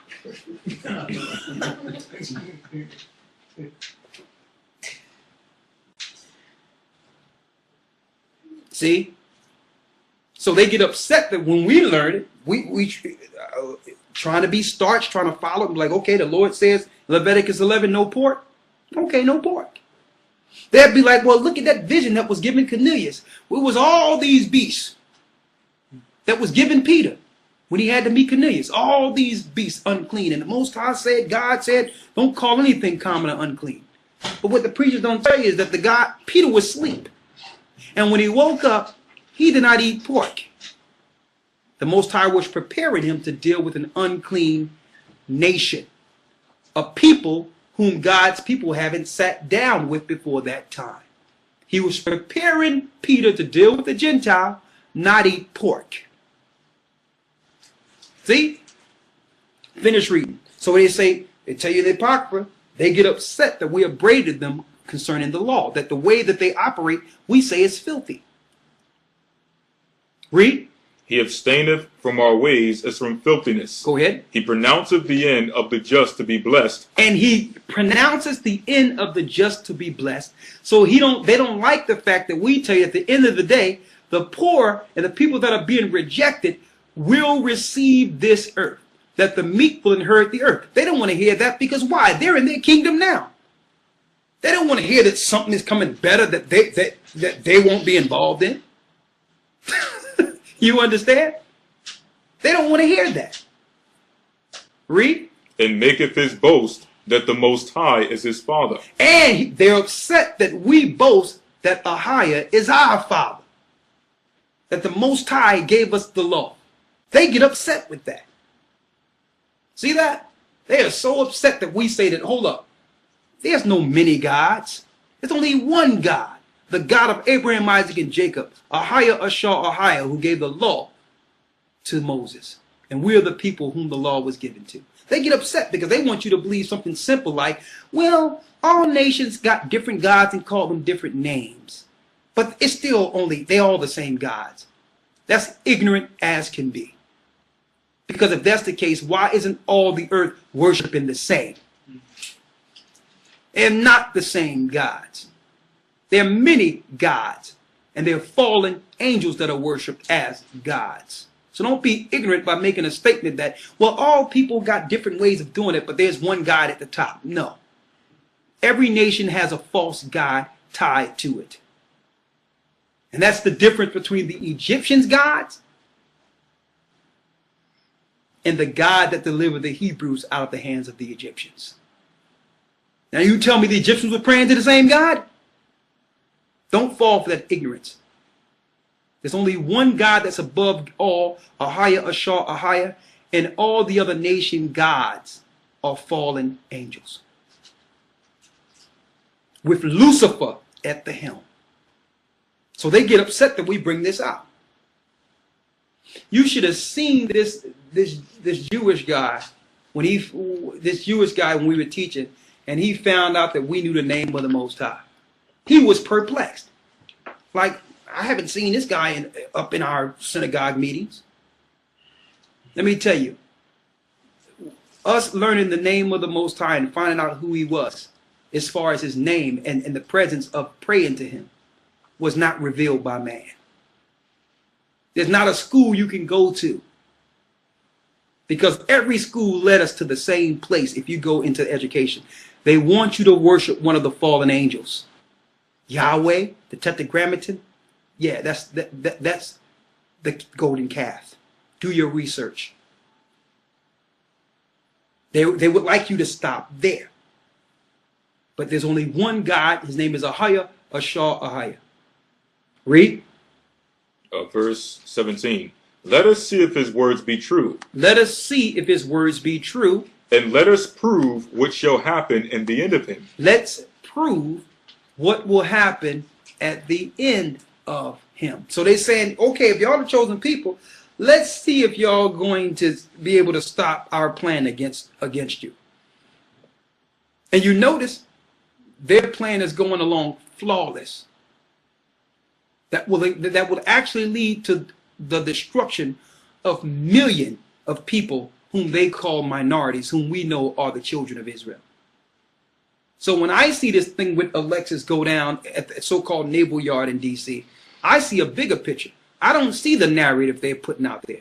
I'm seeing the fact that they're actually showing all their law enforcement the new face of terrorism. See? Then they claim that he was on some type of psychotropics. Well, that's fine, because the majority of black people, being ignorant to what's really going on, had their children in school under Ritalin or other some type of psychotropic that they're going to be able to relate it to. And the psychotropics actually give you suicidal tendencies and all that. So they're going to use this narrative to come against us. That's what it's about. It has nothing to do with what happened at the naval yard. Now our people cannot stand up and revolt when we see our people being dragged out of the house as some quote-unquote so-called terrorists. Because they have switched the narrative. They have now changed the face of terrorism, and it's you. That's why it says in Wisdom of Solomon, well, let's see what's going to happen to them. Read. Verse 18. For if the just man be the son of God. Because if he be the son of God, he will help him. He will help him. If that God is the true God, after what we do to them, let's see if their God is going to help them, to show they're planning a plot against us. So you can't say it doesn't matter if there's a conspiracy to destroy a certain people. And only the ignorant will be destroyed in this. The majority of them is the ignorant who believe that everything is the same. No one is plotting anything. Everything is just fine. You don't realize your blood, what's in your blood, and through your bloodline that leads to kings and queens of the children of Israel, that you are a threat to the powers that be. You don't realize it's in your blood. So you're ignorantly thinking that no one is planning anything against you. When it tells you that at the very end of this, it's like, listen, we're coming after you. Okay? We don't care if you know who you are. We're going to destroy you anyway, because your children may wake up. You might be ignorant to it, but someone in your family, you might have a child that wake up one day and realize what's going on. See? Read. And deliver him from the hands of his enemies. Let's see if your God is going to deliver you from the hands of your enemies. Read. Let us examine him with despitefulness and torture. Let us examine him with despitefulness and torture. So it's no coincidence that after this so-called terrorism narrative, they made it where torture is legal to get information. It doesn't matter if they done made the situation up. Read. That we may know his meekness and prove his patience. Let's see if we can prove his patience. Similar to how they killed that whole family in the book of Maccabees. Her sons, because her sons wouldn't eat pork. And fried their members in frying pans. Strictly because this woman's sons didn't want to eat pork. So they're going to go, let me tell you, they're going to be torturing us and all that, especially if we know we're Israelites, to make us denounce our God. They did it before. Be like, oh, you want the mark of the beast now? You sure you don't want this? That's the time we're coming into. Read. Let us condemn him with a shameful death. Let us condemn him with a what? With a shameful death. It says, let us condemn him with a shameful death. So they're planning on not only having us go out, but have it be shame where others don't follow the knowledge of the truth. See? Read. For by his own saying he shall be respected. By his own saying he shall be respected. Read. Such things did they imagine and were deceived. So many things. These are the things that the wicked imagined and was deceived. This is what. So the Most High have given us the imaginations of those who've enslaved us. We know what they're thinking, and that's why they don't want you to have the Apocrypha. Anything else on that? It's more of a. Okay. We're going to take the next 30 minutes, and then we'll be finished to get the last part to show you the reason why they really don't want you to find the truth concerning the Apocrypha. They really don't want you to read it because there's some information showing what was taken out. That's highly important, and it's what happens after the spirit leaves the body, and I'll give you that in a couple of moments.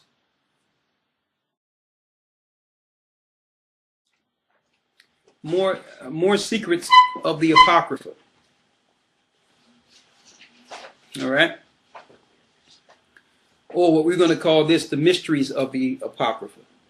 The last thing, one of the main reasons they don't want you to go into the Apocrypha. There's information that was taken out that everyone on earth should know. That everyone should know. And I think the Most High is having it be revealed now, because a lot of people want to know, like, what happens once the spirit leaves.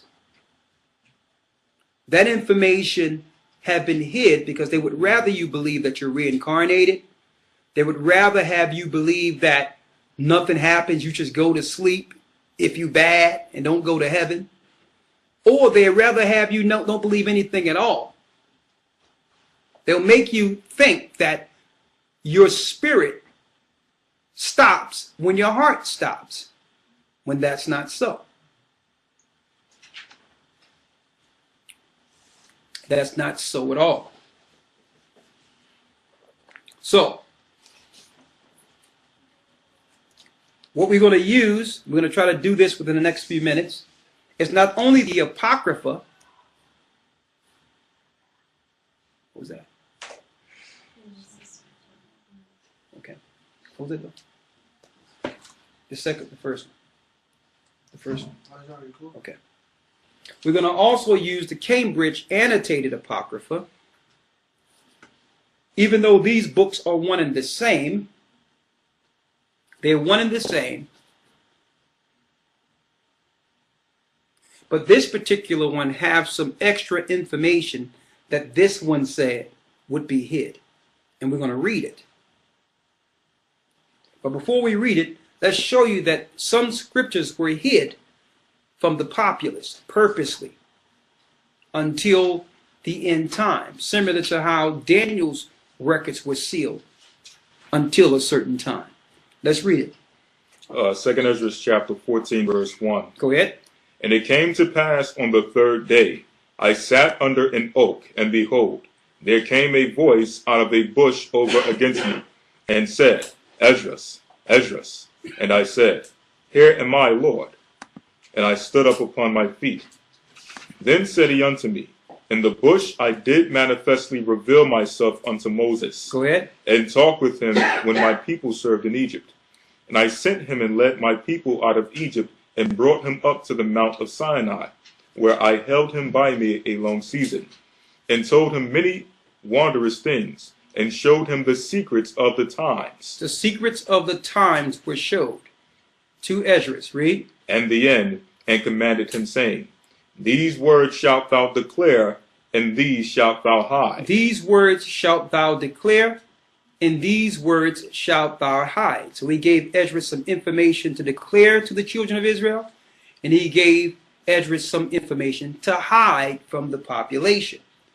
Now, what we are about to give you was founded and was originally published through Oxford University. But Cambridge also paid a certain amount to have it published in their book. It was some of the scriptures that were hid by Esdras that actually express what happens after the spirit leaves the body. Now, if you know this information and you understand this beyond any shadow of a doubt, your whole perception of life changes. And any belief that leads you to think that you'll be okay,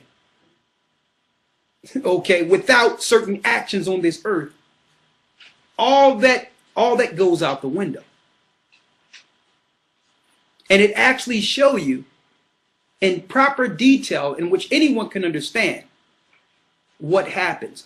You notice how some people who claim they've been brought back to life, you wasn't brought back to life. You never was dead. Okay? There is a such thing as your heart stopping for a time and you still living.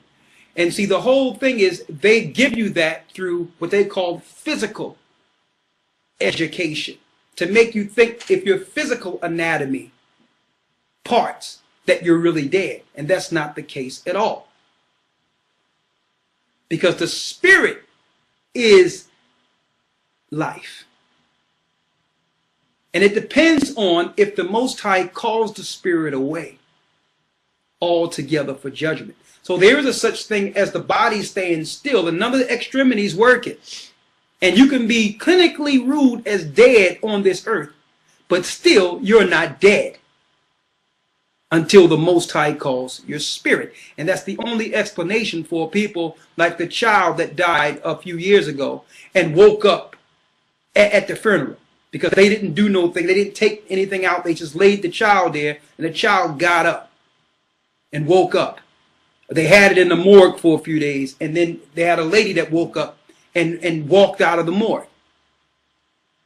So it's deeper than what you're saying. And also, this also gives serious clarification on when people say, well, when I was out, or when I died, or when they clinically was dead, according to this world, they seen this particular light. There's no, let me tell you, and this lets you know that the Catholic Church, the Cambridge University, Oxford University, they know this information is true because they put it in their books and hid it from the masses. But they will never teach you this in Cambridge University. They will never teach you this in Cambridge or Oxford. But they know because the records, they paid for the records to be published. But they'll never tell you.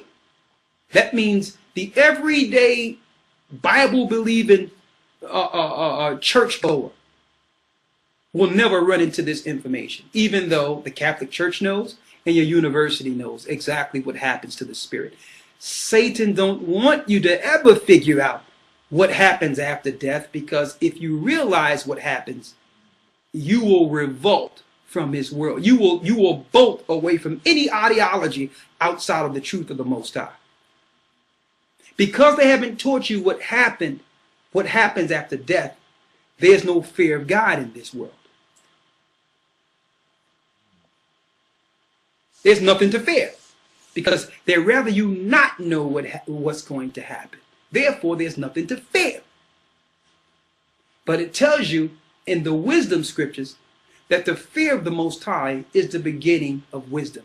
And it's a fearful thing to fall into the hands of the living God. He's all good and all those gracious and merciful things that's taught in the churches. But he's the reverse of that for those that scorn his law. See, you have to know that side too. So let's go into it. Give me the Apocrypha. Before you go there, let's show them where it says the 70 scriptures would be missing. This is 2 Esdras 14 and 42. 2 Esdras 14 and 42. Read it. The highest gave understanding unto the 5 men, and they wrote the wonderful visions of the night that were told, which they knew not, and sat 40 days, and they wrote in the day, and at night they ate bread. As for me, I spake in the day, and I held not my tongue by night. In 40 days 200, or in 40 days, they wrote 204 books. They wrote 204 books down. These are scrolls. Read. Verse 45. And it came to pass when the 40 days were fulfilled that the highest spake, saying, that thou hast written, published openly. He says, publish openly. Go ahead. That the worthy and unworthy may read it. Go ahead. But the 70 last. But the 70 last. That thou mayest deliver them only to such as be wise among the people. So 70 of the scrolls, or the understanding of these scriptures, which we know are precepts, were left for who? For the wise among the people. They was only left so that the wise could see these 70. Read. For in them is the spring of understanding. In them is the spring of understanding. The fountain of wisdom and the stream of knowledge. And I did so. And I did so. So Esdras held 70, which we found out are precepts that were hidden. All right. Now, come to find out that the 70 verses that were actually hidden is in 2nd Esdras, the 7th chapter, between the 35th and the 36th verse of your regular Apocrypha. There's 70 verses missing. And that leads us to the 70 that was added in your Cambridge annotated Apocrypha. We're going to read them. You got it? Put that up for me here. Let's get 2nd Esdras 7. And let's start from where it begins here. You got it? Mm-hmm. Let's read it. This is 2nd Esdras 7 and 35 in the Cambridge Apocrypha. Go ahead. Recompense shall follow, and the reward shall be manifested. Righteous deeds shall awake, and the unrighteous deeds shall not sleep. The pit of torment shall appear, and an opposite shall be the place of rest. And the furnace of hell shall be disclosed, and the opposite to it, the paradise of delight. Then the paradise of the what? The paradise of the light. The paradise of the light. Remember that light that people see when they claim that they were dead for a moment? Of delight. Of the light. Read. Then the Most High will say to the nations that have been raised from the dead, look now, and understand whom ye have denied, whom ye have not served, whose commandments you have despised. Look on this side and on that. And here are the delight and rest, and there are fire and torments. Thus he will speak to them on the day of judgment. A day that has no sun or moon or stars, or cloud or thunder or lightning, or wind or water or air, or darkness or evening or morning, or summer or spring or heat or winter, or frost or cold or hail or rain or dew, or noon or night, or dawn or shining or brightness or light, but only splendor of the glory of the Most High, by which all shall see which has been destined. It will last us for a week of years. This is my judgment and its prescribed order, and to you alone have I shown these things. I answered and said, O sovereign Lord, I said and I say now, blessed are those who are alive and keep your commandments. But what of those for whom I prayed? For who among the living is there that is not sinned? Or who is there among the mortals that has not transgressed your covenant? And now I see that the world to come will bring delight to few, but torments to many. He says he sees that the world to come will be a delight for few, but torments for many, because Ezra is looking at the world and saying, look, everyone is sinning. Like sinning have become lawful. So Ezra is looking at the world and say, well, who's going to make it into this new kingdom? Read. For an evil heart has grown up in us, which has alienated us from the Most High. He says, because there's an evil heart that have grown in us, in us all, that have alienated us or separated us from the Creator. Now, let me tell you, even the vilest sinner in this earth know that the Most High is real. Okay, but some people feel that they've done so wrong that what's the case now? They might as well just continue in their evil and just take whatever's coming, because they don't realize that regardless of what they've done, there's still an opportunity through Christ. That's the point, that the Most High can wash all that away and make you new again. That you don't have to worry about and deal with the guilt that's on your conscience based on your past sins. And see, Satan would like you to actually just focus on where you're wrong at. And that's why when you bring the Bible to people, some people say, well, I'm just not ready. They think they're not good enough. But that's not the point. You are good enough. We all as a people, we were deceived. We were shaped in iniquity from birth, and we was taught that sin is good. And then when you look at the video games, you look at the movies, when you look at all these things, the entertainment is sin. People just run around murdering and killing people, and you sitting there cheering, and you don't know how many of these people, if you look at it from a real life perspective, when they shoot a guy, you don't even deal with whether or not they had family, whether they had children. None of that even comes to you, because we're taught to live in sin. We just look at the value of entertainment, and no one even look at, well, okay, I know I'm cheering for the good guy, but this guy over here might have a family, a mother, a brother, a sister. Because we're taught to do what? We're taught to sensationalize sin. Then we'll look at movies where it seems like all the girls are having a good time, and they're just running around just dealing with people and go with this guy and go with that guy, and it becomes comedy. And no one is looking at it and saying, well, you know what? I don't want to defile myself with all these people. You're looking at it like, yeah, I need to really embrace my feminism and test everything that's out there. And I'm putting these things out there because no matter, all of us have sinned. And Esdras was looking at it and saying, well, listen, I don't see how any of us are going to make it, any of our people are going to make it into this kingdom. Because we've been taught that sinning is all right. We're just experimenting. We're just feeling and finding our way. Right? Read. Verse 48. For an evil heart has grown up in us. An evil heart have grown up in us. Which has alienated us from the Most High. It has separated us from the Most High, because our sins separate us from Him. Read. And has brought us up, or has brought us into corruption and the ways of death, and has shown us the paths of perdition, and removed us far from life. And that not merely for a few, but for almost all who have been created. He answered me and said, listen to me, Ezra, and I will instruct you, and will admonish you once more. For this reason the Most High has made not one world, but two.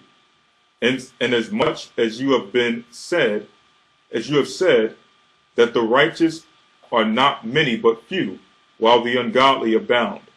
Hear the explanation for this. Now he's going to explain why the righteous are few, but yet the unrighteous seem like they have everything, that they actually get blessed more than those that are righteous.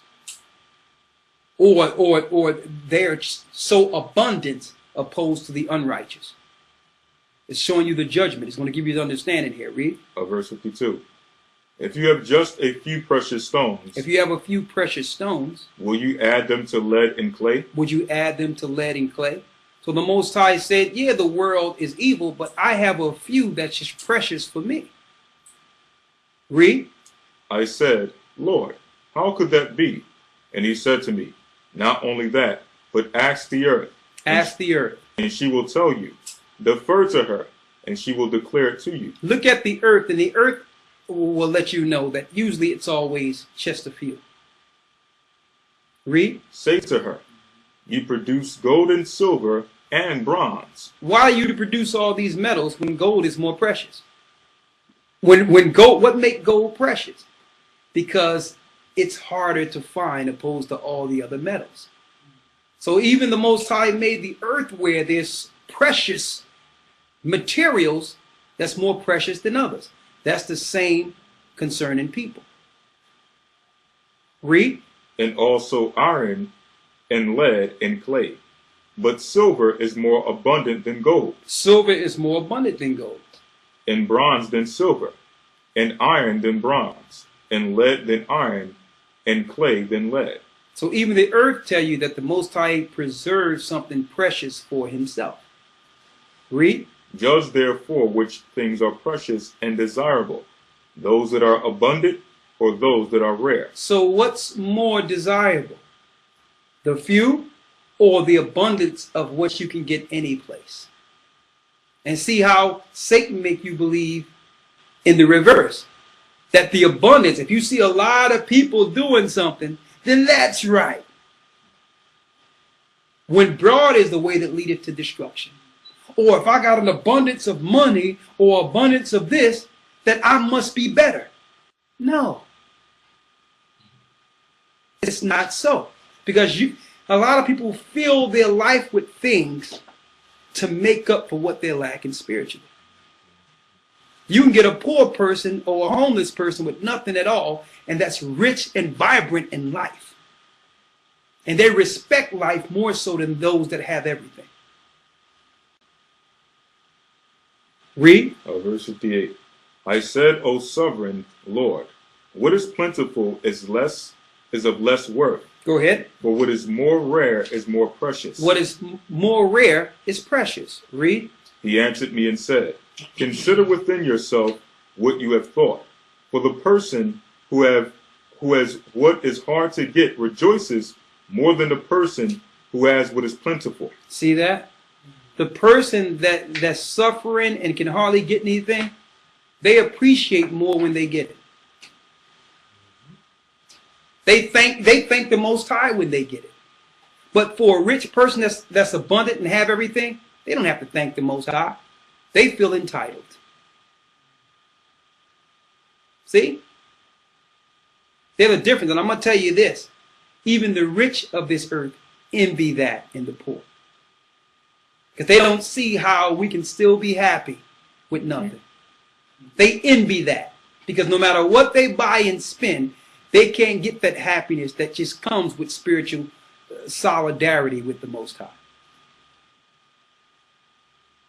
Read. Verse 60. So also will be the judgment that I have promised, for I will rejoice over the few who shall be saved. So the Most High is not looking at the number. He says, yeah, a few is going to be saved. And that few that's saved, I will rejoice over them. Because through this wicked and evil life, they chose the Most High. See? So the Most High is going to rejoice. He's not looking at the number of people. And just like when we extend the truth to others and have them see the truth, they be like, man, where's y'all following? How big is y'all following? And like, listen, this is not our following. That's number one. That's why it's the gathering of Christ Church. It's whoever follow the Most High is being gathered to the Most High. That's number one. Number two, you're not going to see the truth in some big cathedral like Joel Osteen. You will never see the truth there. You will never see the truth with T.D. Jakes and all these people. Because broad is the way that leadeth to destruction. You'll never see the truth there.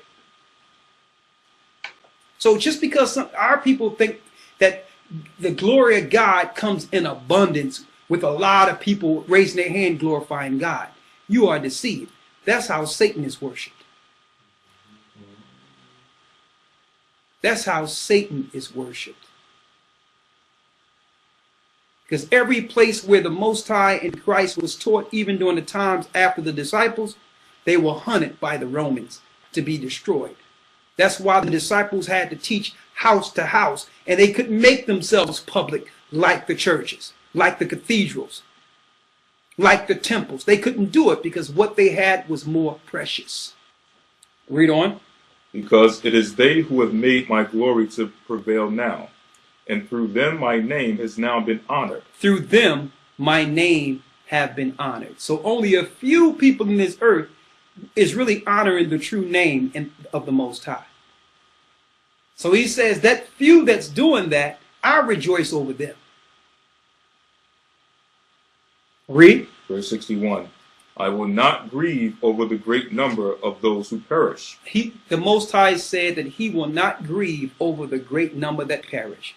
And that kills that concept that God loves all people, regardless of what they do, that God loves the sinner but hate the sin. That's a bogus lie. The Most High will not grieve over one of those souls, not one. And if you understood this, that would change your whole perception of whom you call God.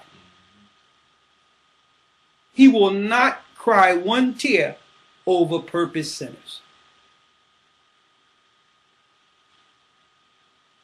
These are people who knew that they were sinning, knew that they were living in sin, and refused to not only repent, they glorified and perpetuated their behavior on his creation. And I like to put this out there all the time. You have people struggling with other sins, but I want to actually magnify or talk about, real quick, homosexuality. Now, of course, people that call themselves homosexuals are struggling with a known sin, no matter how they got that in them. Either they were deprived, or they were a lot molested as a child.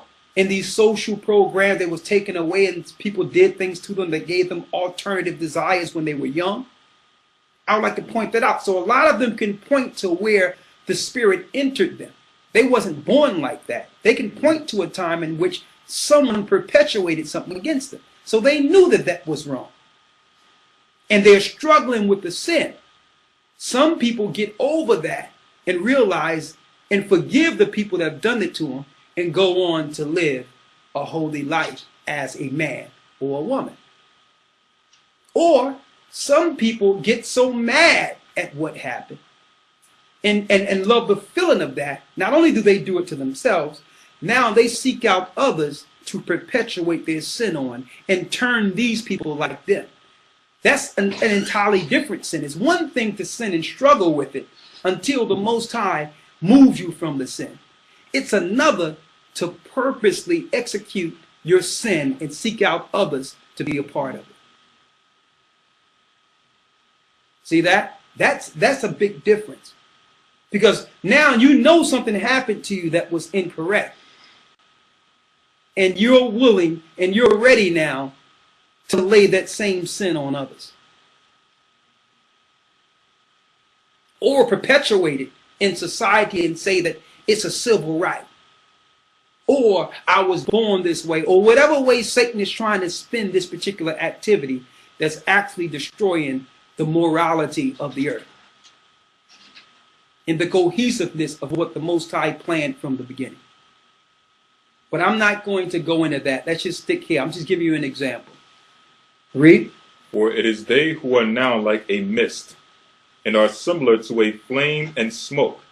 They are set on fire and burn hotly, and are extinguished.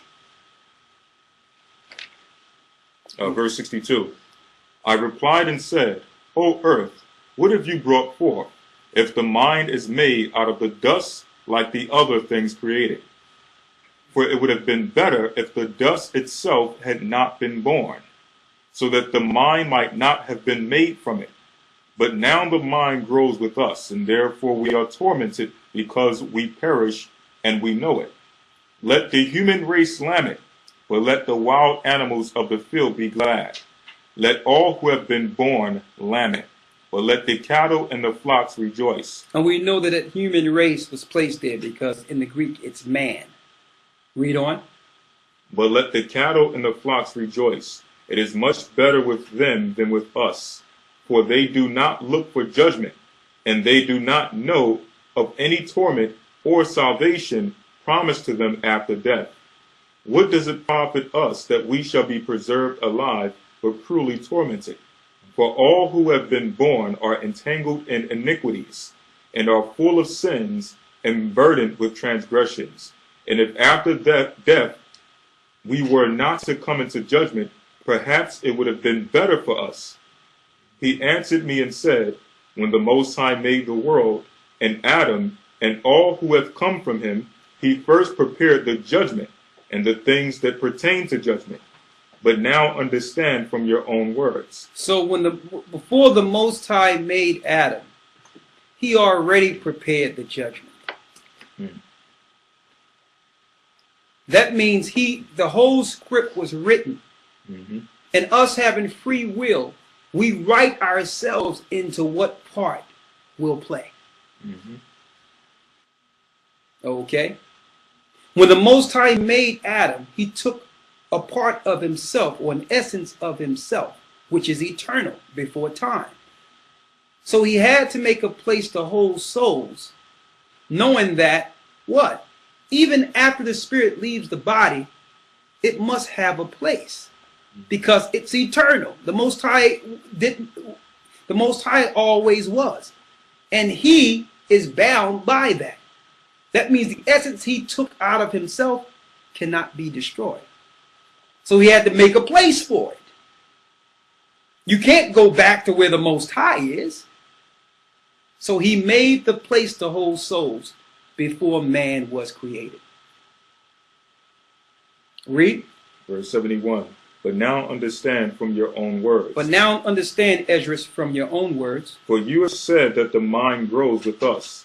For this reason, therefore, those who live on earth shall be tormented, because though they had understanding, they committed iniquity. They continued to do what was wrong. The same way you can even go to the Christian church and be like, well, what about this law and that law according to the Bible? They'd be like, you don't have to follow that. The law's done away with. Oh, we don't got to follow that, right? Well, okay. Well, guess what? That so-called homosexual that's playing in your band, that's singing in your choir, they heard that too. So when they start acting out and doing what they want to do in your church, you can't tell them the law is done away with and what they're doing is sin, when you're telling all your parishioners and people that are following in your church that God's law has been done away with and they're covered through Christ's grace.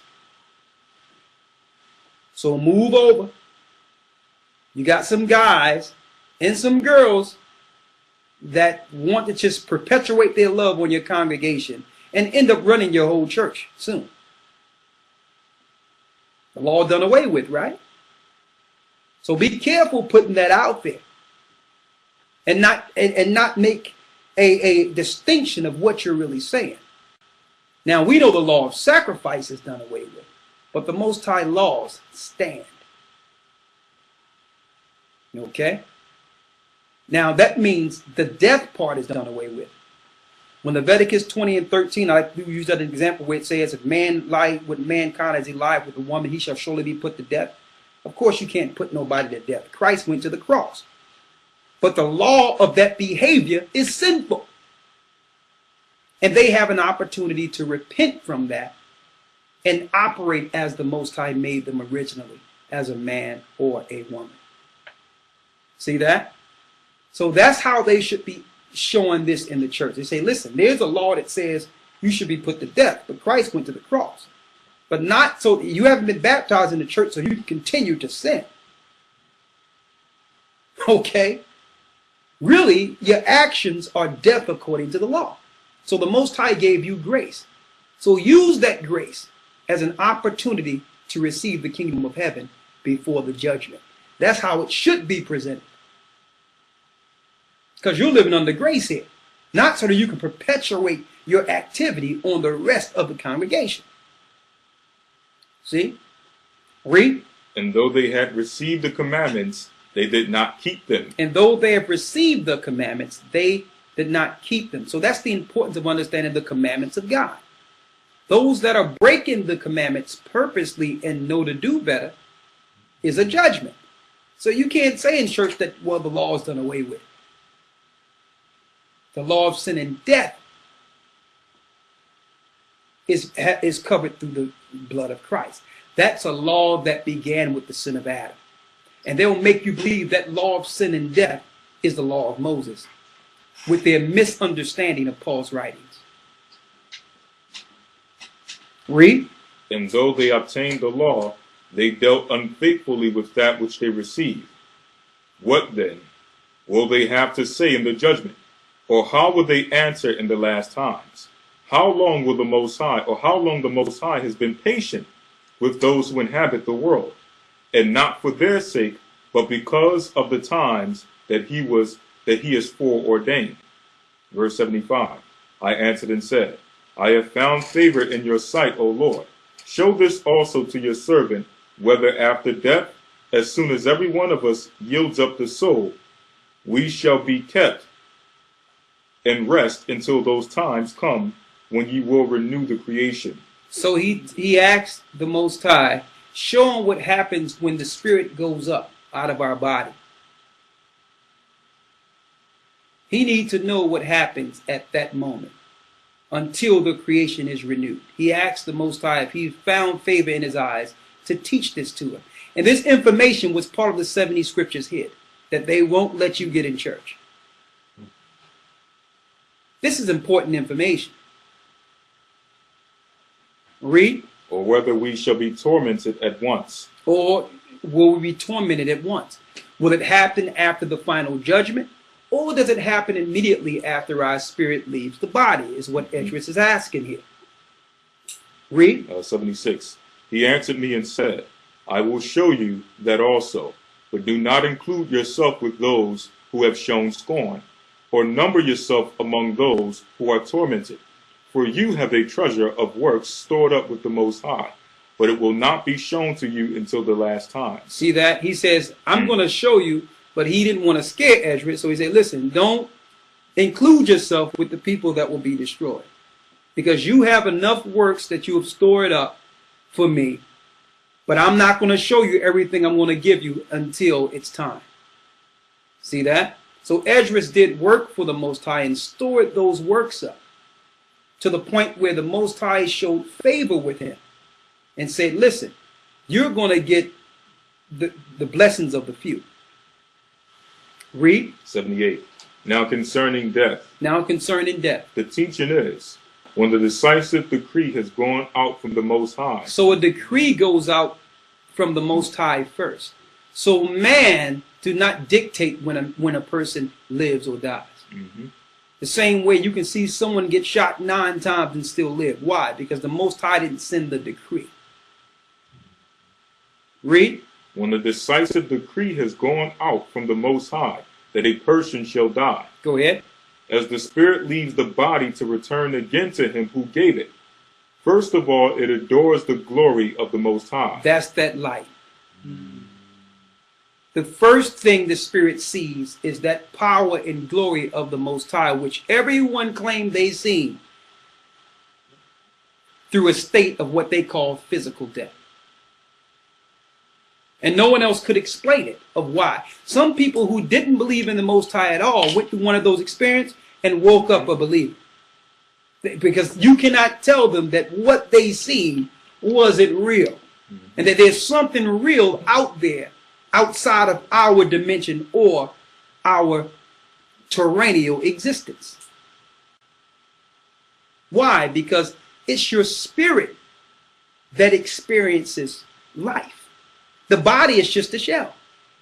To prove that, once a spirit leaves the body, I don't care what you do to it. You can hack it, you can saw it, you can shoot it. There's no reaction. Why? It was the spirit attached with the body through the nerves that was reacting to the pain. To prove to you that it's not the body that feels pain. It's the spirit. Because when the spirit is gone, the body, there's no reaction at all. So some people try to say, well, how can you feel something after death? The body don't feel anything after death, does it? So what was feeling? The spirit. Right? Also, that's also the answer to when we were reading in the academy. Mm-hmm. Where it talks about that when we say that the Most High charged the center of the earth, it tell you the place of judgment was created before man. See? Right. So that fire in the earth was created at that time. See that? Yes, So we're going to deal with that tomorrow at the academy. But go ahead. Verse 79. Go ahead. If it is one of those who have shown scorn and have not kept the way of the Most High, who have despised his law and hated those who feared the Most High. That means you have someone that's purposely was against the Most High and hated those who brought them the truth of the Most High. Such spirits shall not enter into habitations. They will not enter into habitations, but shall immediately wander about in torments. They shall immediately wander about in torments. Similar to, and I think they showed this long time ago in this movie, Ghost, where these things came and dragged the guys that were wrong directly into torments. Read. Such spirits shall not enter into habitations, but shall immediately wander about in torments, always grieving and sad in 7 ways. And the Most High will give them 7 ways that they will always think about during their whole time there until the final judgment. What is the 7 ways? The first way, because they have scorned the law of the Most High.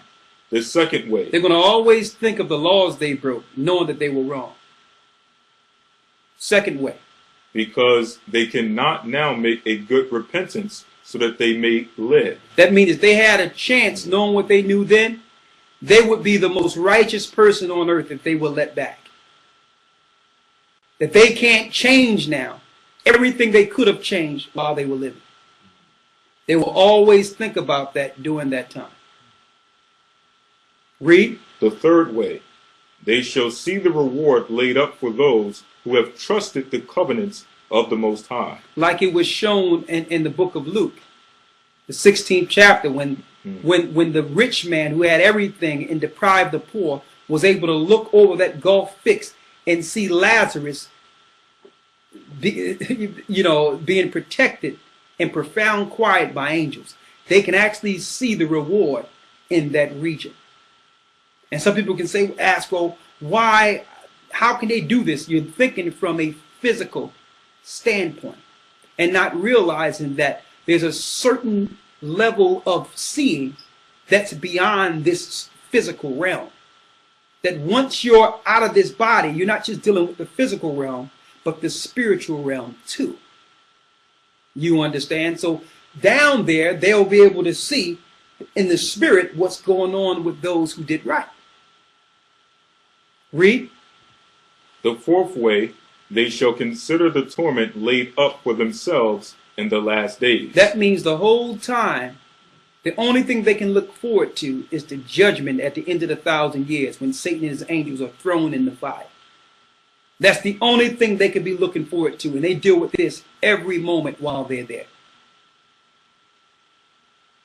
Read. The fifth way. Here's the fifth way. They shall see how the habitations of the others are guarded by angels in profound quiet. Go ahead. The sixth way, they shall see how some of them will cross over into torments. The seventh way. So they also, not only are they dealing with torments, they're seeing others come to where they are. Read. The seventh way, which is worse than all the ways that have been mentioned, because they shall utterly waste away in confusion and be consumed with shame. They shall be consumed with shame. We're in the annotated Apocrypha, so you can't follow us unless you have the annotated, which were the extra 70 that were hid by Ezra the prophet. But Cambridge have it and Oxford have it, and they will not release this to the population. Only those in the know gets this information. What's the last way? The seventh way, which is worse than all the ways that have been mentioned. Here's what they will think about the whole time while there. Because they shall utterly waste away in confusion and be consumed with shame, and shall wither with fear at seeing the glory of the Most High, in whose presence they sinned while they were alive. They're not going to believe after they see the power of the Most High that they have denied him while living. They're going to be totally confused seeing all that power, thinking that he wasn't real while they were living. So atheists, let me tell you, atheists, someone played a serious game on them. Because to them, this thing is a cat and mouse game between them and so-called Christians. They need to make a Christian not believe. That's their whole thing. to show people how stupid it is believing on something they can't see. When it's deeper than that. Let me tell you, every creation, every product of creation will see the Creator, will adorn his power. Whether you're on the right or wrong side of judgment, there's not going to be any such thing as an atheist thought when you see the power of the Most High. You're not going to have to question whether or not he's real or asking, well, you show me him to see if he's real. You're going to sit there in total confusion of thinking like, with all the knowledge I had to debate Christians, how didn't I know about this? How could I have not found out about this powerful, beyond being? So the Most High is not on a trip to have everyone look to believe on him. He's not on some trip like, can y'all just come love me? You got the wrong, I think the Christian church have thrown out this perception. Mm-hmm. The Most High have the angels minister you and try to turn you right for your own sake. Okay? It's the ministering angels that try to get you and steer you right. Because the Most High is not going to grieve over anyone who have purposely scorned him or rejected him or didn't believe on him. He's not, let me tell you, he's not going to think, he's going to look at you like a mist. He even told Esdras, I'm not going to grieve the multitude of people that sin against me on purpose. I will rejoice over that few. So I don't know what they're teaching out there, but the Most High don't love you just because you exist.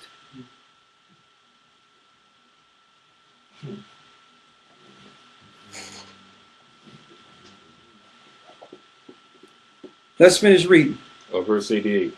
Now this is the order of those who have kept the ways of the Most High. Here's the order for those that have seen the law, statutes, and commandments and kept the ways in spite of what's been done to them. They kept themselves holy and pure. They want to see the Most High. They want to see the end of righteousness.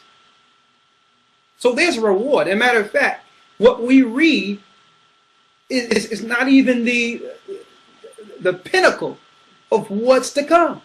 It's not even scratching the surface. Let's read it. Now this is the order of those who have kept the ways of the Most High. Here's the order for those who have kept the ways of the Most High. When they shall be separated from their mortal body, during the time they have lived in it, they laboriously serve the Most High. They laboriously serve the Most High. That means they woke up and they looked to do things to serve the Most High. They prayed to the Most High. They looked to work for the Most High. They looked to keep his commandments. Read. And withstood danger every hour, so that they might keep the law of the lawgiver perfectly. And they knew that even keeping the law, it would be dangerous. Like now, you try to teach the truth and try to tell people what's right and try to do, you put your life on the line for that. Read. Therefore this is the teaching concerning them. Here's the teaching concerning those. First of all, they shall see with great joy the glory of him who receives them. For they shall have rest in 7 orders. They shall have rest in 7 orders. The first order, because they have striven with great effort to overcome the evil thought that was formed with them. The first thing is they were able to conquer that sin that was in them that began with their father Adam. They was able to struggle and defeat that thing that had been looking to drag them into torments. Read. So that it might not lead them astray from life into death. Go ahead. The second order. The second order, this is what the righteous are feeling during this whole time of jubilation after making it. Read.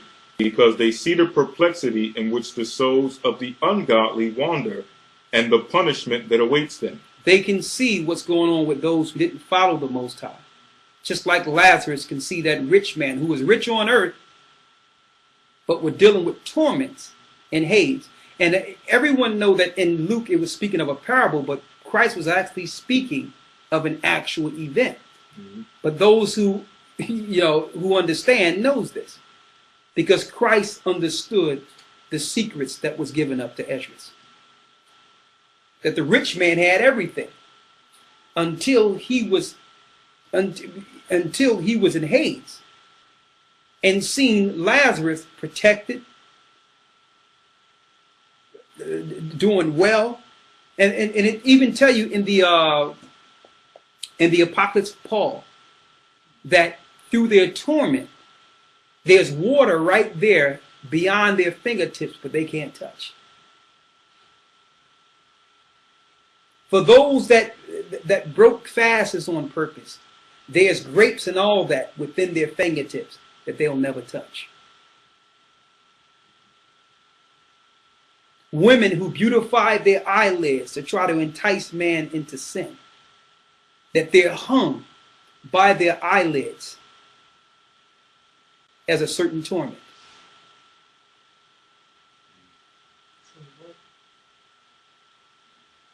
The women who have used their eyelids to entice men into sin, and they knew what they were doing,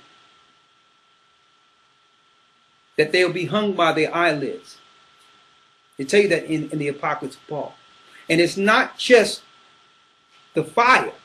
Just like the 4 regions of earth have different weather, the torment is different weather also. There's tortures where some people are up to their neck in total ice.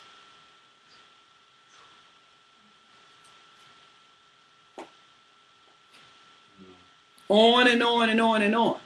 And while they're going through all these different torments on the other side, they're thinking of these 7 things that the Most High will put in their mind to think during the whole time. They'll think of all the times the Most High have given them the law and tried to show them certain things, and they've just said, well, I don't want to deal with it. Who cares? And when you thought that your little space of a life was all there was, and then you wake up to realize that the spirit that was in that mortal body is eternal.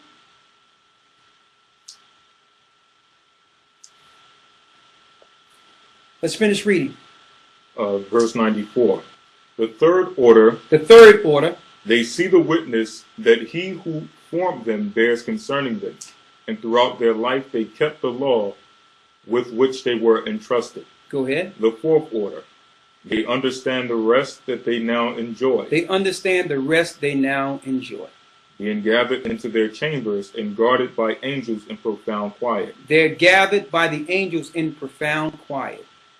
And the glory waiting for them in the last days. And they see the glory that's awaiting them in the last days. The new earth. The new heaven and earth. Read. The fifth order. The fifth order. They rejoice that they have now escaped what is corruptible and shall inherit what is to come. So we know that those that are on the other side are those that will be changed. Read. And besides, they see the straits and toil from which they have been delivered, and the spacious liberty they are to receive and enjoy immortality. Immortality. So this gives you more understanding of who will be changed. So if you're in the bosom of Abraham, the change will come. If you're not in torments. Read. The sixth order, when it is shown them how their face is to shine like the sun, how they are to be made like the light of the stars, being incorruptible from then on. The seventh order, which is greater than all that have been mentioned. Here's the seventh order that's greater than all that those that have shown righteousness will see. Because they shall rejoice with boldness and be confident without confusion, and shall be glad without fear. For they press forward to see the face of him whom they serve in life, and from whom they are to receive their reward when glorified. They will behold the face of the Most High and be thankful that they were on the right side of this power.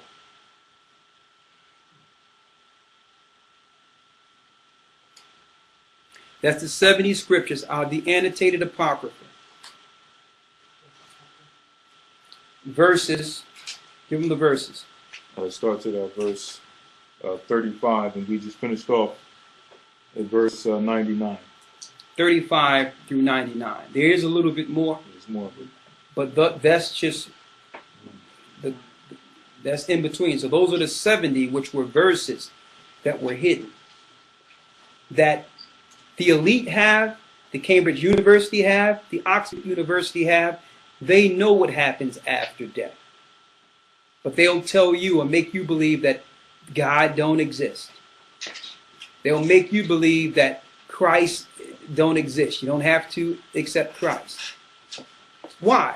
Because these that are over this earth right now, they're Luciferians, and they have the same promise by their God that we have by ours. They have a promise under their Luciferian doctrine, and I repeat this all the time, that their God, Lucifer, will make it back to the heavenly realm and take down the Creator and give them immortality. This is what they believe in their Bible. And if you think that's far-fetched, come on now. Why do you think NASA is out there?